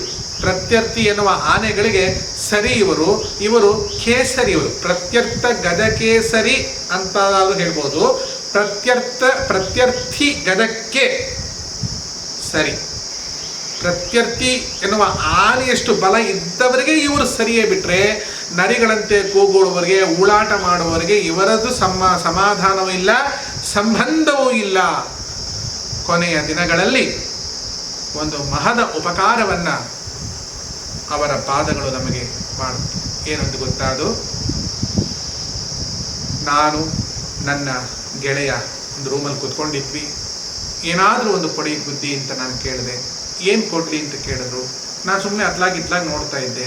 ನನ್ನ ಕಣ್ಣುಗಳು ಸುಮ್ಮನೆ ಅವರ ಪಾದಗಳನ್ನು ನೋಡ್ತು, ಆ ಪಾದುಕೆಗಳನ್ನು ನೋಡ್ತು. ಎರಡೂ ಪಾದುಕೆಗಳನ್ನು ತಮ್ಮ ಬೆರಳಲ್ಲಿ ಬಿಗಿಯಾಗಿ ಹಿಡಿದು ಈ ನನ್ನ ತಲೆಯ ಮೇಲಿಟ್ಟು, ಹಾಗೆ ಅವ್ರು ಕುತ್ಕೊಂಡ ರೀತಿನ ನನಗೆ ತೋರ್ಸಕ್ಕೆ ಬರಲ್ಲ, ಎರಡೂ ಕೈಗಳನ್ನು ನೆಲಕ್ಕೆ ಹಿಂದ್ಗಡೆ ಹೊರಗೆ ಕೂತರು. ಯಾಕಂದರೆ ಸಪೋರ್ಟ್ ಬೇಕಲ್ಲ, ಸಪೋರ್ಟ್ ಬಿಟ್ಟು ಪೃಷ್ಠವನ್ನು ಸ್ವಲ್ಪ ಒರಗಿಸಿ ತಮ್ಮ ಎರಡೂ ಪಾದಗಳನ್ನು ಎತ್ತಿ ನನ್ನ ತಲೆಯ ಮೇಲೆ ಇಟ್ಟರು. ನಾನು ನನ್ನ ತಲೆಯನ್ನು ಕೆಳಗೆ ಬಗ್ಗಿಸಿದೆ. ಆ ಪಾದುಕೆಗಳನ್ನು ಕೈಯಲ್ಲಿ ಹಿಡಿದು ಅವರ ಎರಡೂ ಪಾದುಕೆಗಳನ್ನು ಹಾಗೆ ಪಾದದಿಂದ ಬಿಟ್ಟರು. ಇದು ನಡೆದ ಸಂಗತಿ. ಇಲ್ಲಿ ಯಾವುದೇ ಕಟ್ಟು ಕಥೆಗಳಿಲ್ಲ. ಇದು ಕಟ್ಟು ಕಥೆಗಳು ಎಂದು ತಿಳಿದವರಿಗೆ ಭವದ ಕಟ್ಟು ತಪ್ಪಿಲ್ಲ. ಎಚ್ಚರಿಕೆ. ಅನಂತ ಸಂಸಾರ ಸಮುದ್ರ ತಾರ ನೌಕಾಯಿತಾಭ್ಯಾಂ ಗುರುಭಕ್ತಿನಾಭ್ಯಾಂ ವೈರಾಗ್ಯ ಸಾಮ್ರಾಜ್ಯದ ಪೂಜನಾಭ್ಯಾಂ ನಮೋ ನಮಃ ಶ್ರೀ ಗುರುಪಾದುಕಾಭ್ಯಾಂ. ಅನಂತ ಸಂಸಾರವನ್ನು ತಾರಿಸುವಂಥ ದಿವ್ಯ ಪಾದುಕೆಗಳನ್ನು ಹೊತ್ತು ಅಲ್ಲಿಂದ ಹೊರಬಂದಿತು.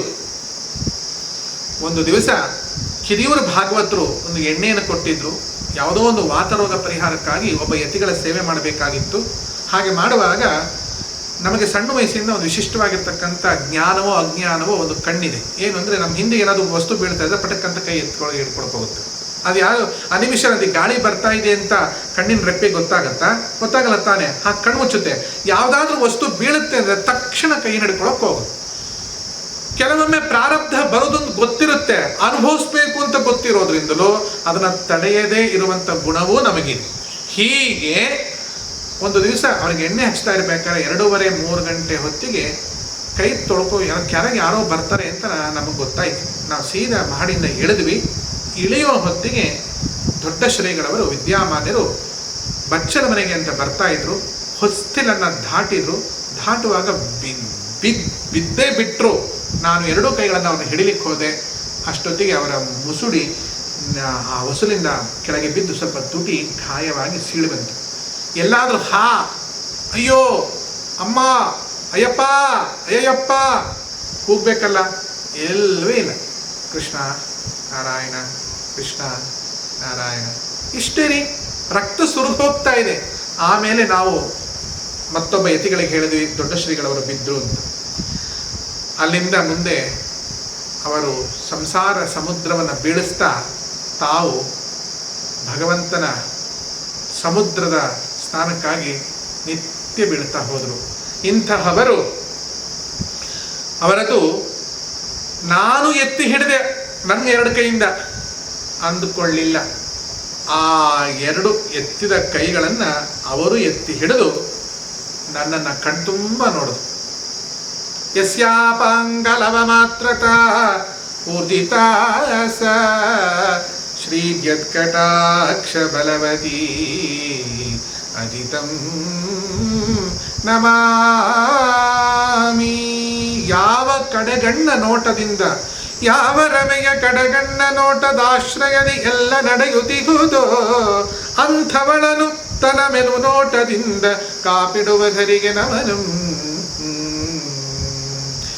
ದೇವಿಯ ಈ ಕಡೆಗಣ್ಣ ನೋಟ ಅಪಾಂಗಲವೇ ಜಗತ್ತನ್ನು ಸೃಷ್ಟಿ ಮಾಡ್ತಾ ಇದೆ. ಅಂತ ದೇವಿಯನ್ನ, ಮಹಾಲಕ್ಷ್ಮಿಯನ್ನ ಸಂತತ ಆರಾಧಿಸಿ, ಅಂದರೆ ಶಾಸ್ತ್ರಗಳನ್ನು ಆರಾಧಿಸಿ, ನೋಟಿಲ್ಲ ದುಡ್ಡಿನ ಆರಾಧನೆ ಅಲ್ಲ, ಶಾಸ್ತ್ರಗಳನ್ನು ಆರಾಧಿಸಿ, ವೇದಾಭಿಮಾನಿಯಾದ ಮಹಾಲಕ್ಷ್ಮಿಯನ್ನು ಆರಾಧಿಸಿ ಆರಾಧಿಸಿ ಆರಾಧಿಸಿ ಮುಖದ ತುಂಬ ಮಂಜುಳ ಮಳೆಯನ್ನು ಗರೆದಂತಹ ಮುದ್ದಾದ ಕಮಲದ ನೇತ್ರಗಳಿಂದ ಪೂರ್ಣ ನನ್ನನ್ನು ತೋಯಿಸಿಬಿಟ್ಟರು.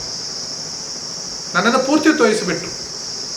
ಅವರ ಕಣ್ಣಲ್ಲಿ ಅಮೃತ ಇದೆ ಅಂತ ನಿಮಗೆ ಗೊತ್ತಿದ್ರೆ, ಆ ಅಮೃತದ ಬಿಂದು ನನ್ನಲ್ಲಿ ಬಿದ್ದಿದ್ರೆ, ನನ್ನಲ್ಲಿ ವಿಷ ನೀವು ಹುಡುಕುತ್ತಿದ್ರೆ, ದಯಮಾಡಿ ನಿಮಗೂ ಅಂತ ಕಣ್ಣಿದ್ರೆ ಆ ವಿಷವನ್ನು ತೆಗೆದುಬಿಡಿ, ನಾವು ತಯಾರಿದ್ದೇವೆ. ಇಂತಹವರು ಮಹಾಜ್ಞಾನಿಗಳು. 14/5/2000 1913 ಅವರ ಜನನ. ಕೂಡಿಸಿದಾಗ 5 ನಂಬರ್ ಬರುತ್ತೆ. 5 ಅಂತ ಹೇಳಿದ್ರೆ ಬುಧನ ಸಂಖ್ಯೆ, ಮಹಾವಿಷ್ಣುವಿನ ಸಂಖ್ಯೆ. ಅವರು ಹುಟ್ಟಿದಾಗ ಕಡೆಗೆ ನಿರ್ಮಾಣವಾದಾಗ 14 ಬರ್ತಾ ಇದೆ. 4 1 ಸೇರಿದ್ರೆ 5 ಆಗುತ್ತೆ. ಮಧ್ಯದಲ್ಲಿ 5ನೇ ತಿಂಗಳು ಬರುತ್ತೆ. ಮತ್ತೆ 2000 ಇಸ್ವಿ ಬರ್ತಾ ಇದೆ. ಅದನ್ನು ಪೂರ್ತಿ ಮಾಡಿದಾಗ 12 ಬರ್ತಾ ಇದೆ. 12 ಅಂತಂದ್ರೆ ಒಂದು ಸೂರ್ಯ ಸಂಖ್ಯೆ, 2ನೇದು ಚಂದ್ರ ಸಂಖ್ಯೆ. ಸೂರ್ಯ ಮತ್ತು ಚಂದ್ರ ಎರಡೂ ಬೇಕು. ಅಹೋರಾತ್ರ ಅವ್ರು ಮಾಡಿದ್ದೇನೆಂದ್ರೆ ಜ್ಞಾನ ಪ್ರಕಾಶನದ ವಿಚಾರ ಬಿಟ್ಟು ಇನ್ನೇನು ಮಾಡಲಿಲ್ಲ. ವಿಷ್ಣು ಸಹಸ್ರನಾಮಗಳಿಗೆ ಪ್ರತಿಯೊಂದಕ್ಕೂ 100 ಅರ್ಥಗಳನ್ನು ನಮಗೆ ತೋರಿಕೊಟ್ಟಂಥ ಮಹಾಮುನೀಂದ್ರ ವೈಶಾಖ ಶುದ್ಧ ಏಕಾದಶಿಯ ದಿನ ಅವರು ಏಕಾದಶಿ ಸ್ವಾಮಿಗಳು ಅಂತಲೇ ಹೆಸರು. ಅವರ ಜೊತೆ ನಾನು ನನ್ನ ಮತ್ತೊಬ್ಬರು ಅಧ್ಯಾತ್ಮ ಬಂಧುವಾಗಿರ್ತಕ್ಕಂಥ ಒಬ್ಬ ವ್ಯಕ್ತಿ ಇದ್ದರು. ಅವ್ರು ಯಾವಾಗಲೂ ನಾವು ಅವ್ರ ಜೊತೆ ಹೋಗ್ತಾ ಇದ್ವಿ. ಅವರು ಉತ್ತರಾದಿ ಶ್ರೀಗಳವರ ಹಿಂದೆ ಏಕಾದಶಿನ ಒಂದು ಮಾಡಿ ಅಂದ್ಕೊಂಡು ಇವರು ಅವ್ರ ಜೊತೆ ಒಂದಾಗಿ ನುಗ್ಕೊಂಡು ಹೋಗ್ತಾ ಇದ್ರು. ಕೆಲವೊಮ್ಮೆ ಸಮುದ್ರ ತೀರಕ್ಕೆ ಕರ್ಕೊಂಡು ಹೋಗಿ ಅದೇನೋ ಟೆಲಿಸ್ಕೋಪ್ ಅಂತ ಹೇಳ್ತಾರೆ, ಅದಿಟ್ಟುಬಿಟ್ಟು ನಮಗೆ ತೋರಿಸ್ತಾ ಇದ್ರು, ನೋಡಿ ಸೂರ್ಯ ಇದಾನೋ ಇಲ್ವೋ, ಇದು ದುರ್ಗುಣಿತ, ಇದು ಆ ಗುಣಿತ ಕಾಗುಣಿತ, ನಮ್ಗೆ ಯಾವ ಗುಣಿತವೋ ಗೊತ್ತಿಲ್ಲದವ್ರು. ಯಾಕೆ ನಾವು ಗಣಿತವೇ ಗೊತ್ತಿಲ್ಲದಿರ್ತಕ್ಕಂಥ ಮೂರ್ಖರು ನಮ್ಗೇನು ಅರ್ಥ ಆಗತ್ತೆ, ಏನೋ ಟೆಲಿಸ್ಕೋಪ್ ಇಟ್ಟಾಗ ನೋಡೋದು. ಹೌದಾ ಅಂತಿದ್ರು, ಕಾಣಿಸ್ತಿತ್ತು, ಹೌದು ಅಂತಿದ್ವಿ. ಹೌದಾ ಅಲ್ವಾ ಎನ್ನುವುದು ಅವ್ರು ತೀರ್ಮಾನ ಮಾಡಬೇಕಾದ್ದು. ಯಾಕೆ ಅಂದರೆ ಅವರು ದೊಡ್ಡವರು, ಅವರು ಪ್ರತ್ಯರ್ಥಿ ಗಜಕ್ಕೆ ಸರಿ, ನಾವು ಆಡುಗಳೇ ಸರಿ. ಆನೆಗೆ ಆಡಿಗೆ ಅಜ ಗಜಾಂತರ, ನಾವು ಆಡುಗಳು, ನಾವು ಅಜಗಳು, ಅವರು ಗಜಗಳು. ಪ್ರತ್ಯರ್ಥಿ ಗಜಕ್ಕೆ ಸರಿ ಅವರು, ನಾವು ಅಜಗಳು ಆ ಗಜಗಳಿಗೆ ಸಂಬಂಧವಿಲ್ಲ, ಆನೆ ಆಡಿಗೆ ಸಂಬಂಧವಿಲ್ಲ. ಹಾಗೆ ಇತ್ತು ನಮ್ಮ ಜೀವನ. ಇಂಥ ಮಹಾಮುನೀಂದ್ರರು ಅವರನ್ನು ನಾವು ಕುಡಿದೀವಿ. ತಿರುಗಿ ಬಂದೆ ನಾನು ತಿರುಗಿ ಭವದಿ ನೊಂದೆ, ತಿರುಗಿ ಬಂದೆ ನಾನು ತಿರುಗಿ ಭವದಿ ನೊಂದೆ. ನನ್ನ ನಿಜವನು ನಾ ತಿಳಿದೆ ಗೆಳತಿ, ಗುರುವನು ಕೂಡಿದೇನೆ. ನನ್ನ ನಿಜವನು ನಾ ತಿಳಿದೆ ಗೆಳತಿ, ಗುರುವನು ಕೂಡಿದೇನೆ. ನಾನು ಒಂದು ಅರಿವಿನಾಲಯದೊಳು, ಗುರುವನು ಕೂಡಿದೇನೆ ನಾನೊಂದು ಅರಿವಿನಾಲಯದೊಳು. 108 ನಾಯಿಗಳು ಬೊಗಳಿದರೇನು, ಗುರುವನು ಕೂಡಿದೇನೆ. ಏನ್ರಿ ಬೌ ಅಂತೀನಿ, ಗುರುವನ್ನು ಕೂಡೋ ನಾಯಿಗೆ ರೀ ನಾನು ಯಾಕ್ರಿ ಹೇಳಿ. ಮರುಳ ಮನ ಬಂದಂತೆ ನುಡಿ ಅರಿರು ಶೋಭಾನೆ, ಮರುಳ ಮನ ಬಂದಂತೆ ನುಡಿಯದಿರು ಶೋಭಾನೆ. ಮರುಳ ಅಂತ ನಿಮ್ಮನ್ನು ಬೈದಿಲ್ವಾ ವಾದಿರಾಜರು? ನಾನು ಬೈದ್ರೆ ಮರುಳ ಮನ ಬಂದಂತೆ ನುಡಿ ಅರಿರು ಶೋಭಾನೆ. ತಾಯ ಪುಟ್ಟಿಗೆಯಲ್ಲಿ ಹುಟ್ಟಿತಾನೆ, ಬಾಯಿಗೆ ಬಂದಂತೆ ಬೋಗಾಳದಿರು ಶೋಭಾನೆ. ನಾನು ಹೇಳಿದ್ದಲ್ಲಪ್ಪ ಇದು ಶೋಭಾನೆ. ಬಾಯಿಗೆ ಬಂದಂತೆ ಬೋಗಾಳದಿರು ಶೋಭಾನೆ. ಹೇಳ್ತೀರಲ್ಲ ನೀವೇ, ಬಾಯಿಗೆ ಬಂದಂತೆ ಬೋಗಾಳದಿರು ಶೋಭಾನೆ ಅಂತ ನಾಯಿಗಳು. ಆದರೆ ಮಹೀಪತಿರಾಯರು ಹೇಳಿದ ನಾಯಿಗಳು ನಾವು. ಗುರುರಾಯನ ಮನೆಯನಾಗಿ ನಾನು, ಗುರುರಾಯನ ಮನೆಯ ಗುರು ಎಂದು ಗುರುಗೊಟ್ಟು ತಲಿ ನಿಲ್ಲ, ಎಂಜಲ ಬಳಿದುಮ್ಮೆ ಕೇಳೋ ನನ್ನಯ್ಯ. ಗುರುರಾಯನ ಮನೆಯ ನಾಯಿ ನಾನು, ಗುರುರಾಯನ ಮನೆಯ. ಇಂಥ ಗುರುಗಳ ದಿವ್ಯ ಸಾನ್ನಿಧ್ಯದಲ್ಲಿ ಪಲಮಾರು ಕ್ಷೇತ್ರದಲ್ಲಿ ಒಂದು ವಿಶಿಷ್ಟವಾಗಿರ್ತಕ್ಕಂಥ ಮೂರ್ತಿ ಇದೆ, ವೇದವ್ಯಾಸ ಮೂರ್ತಿ.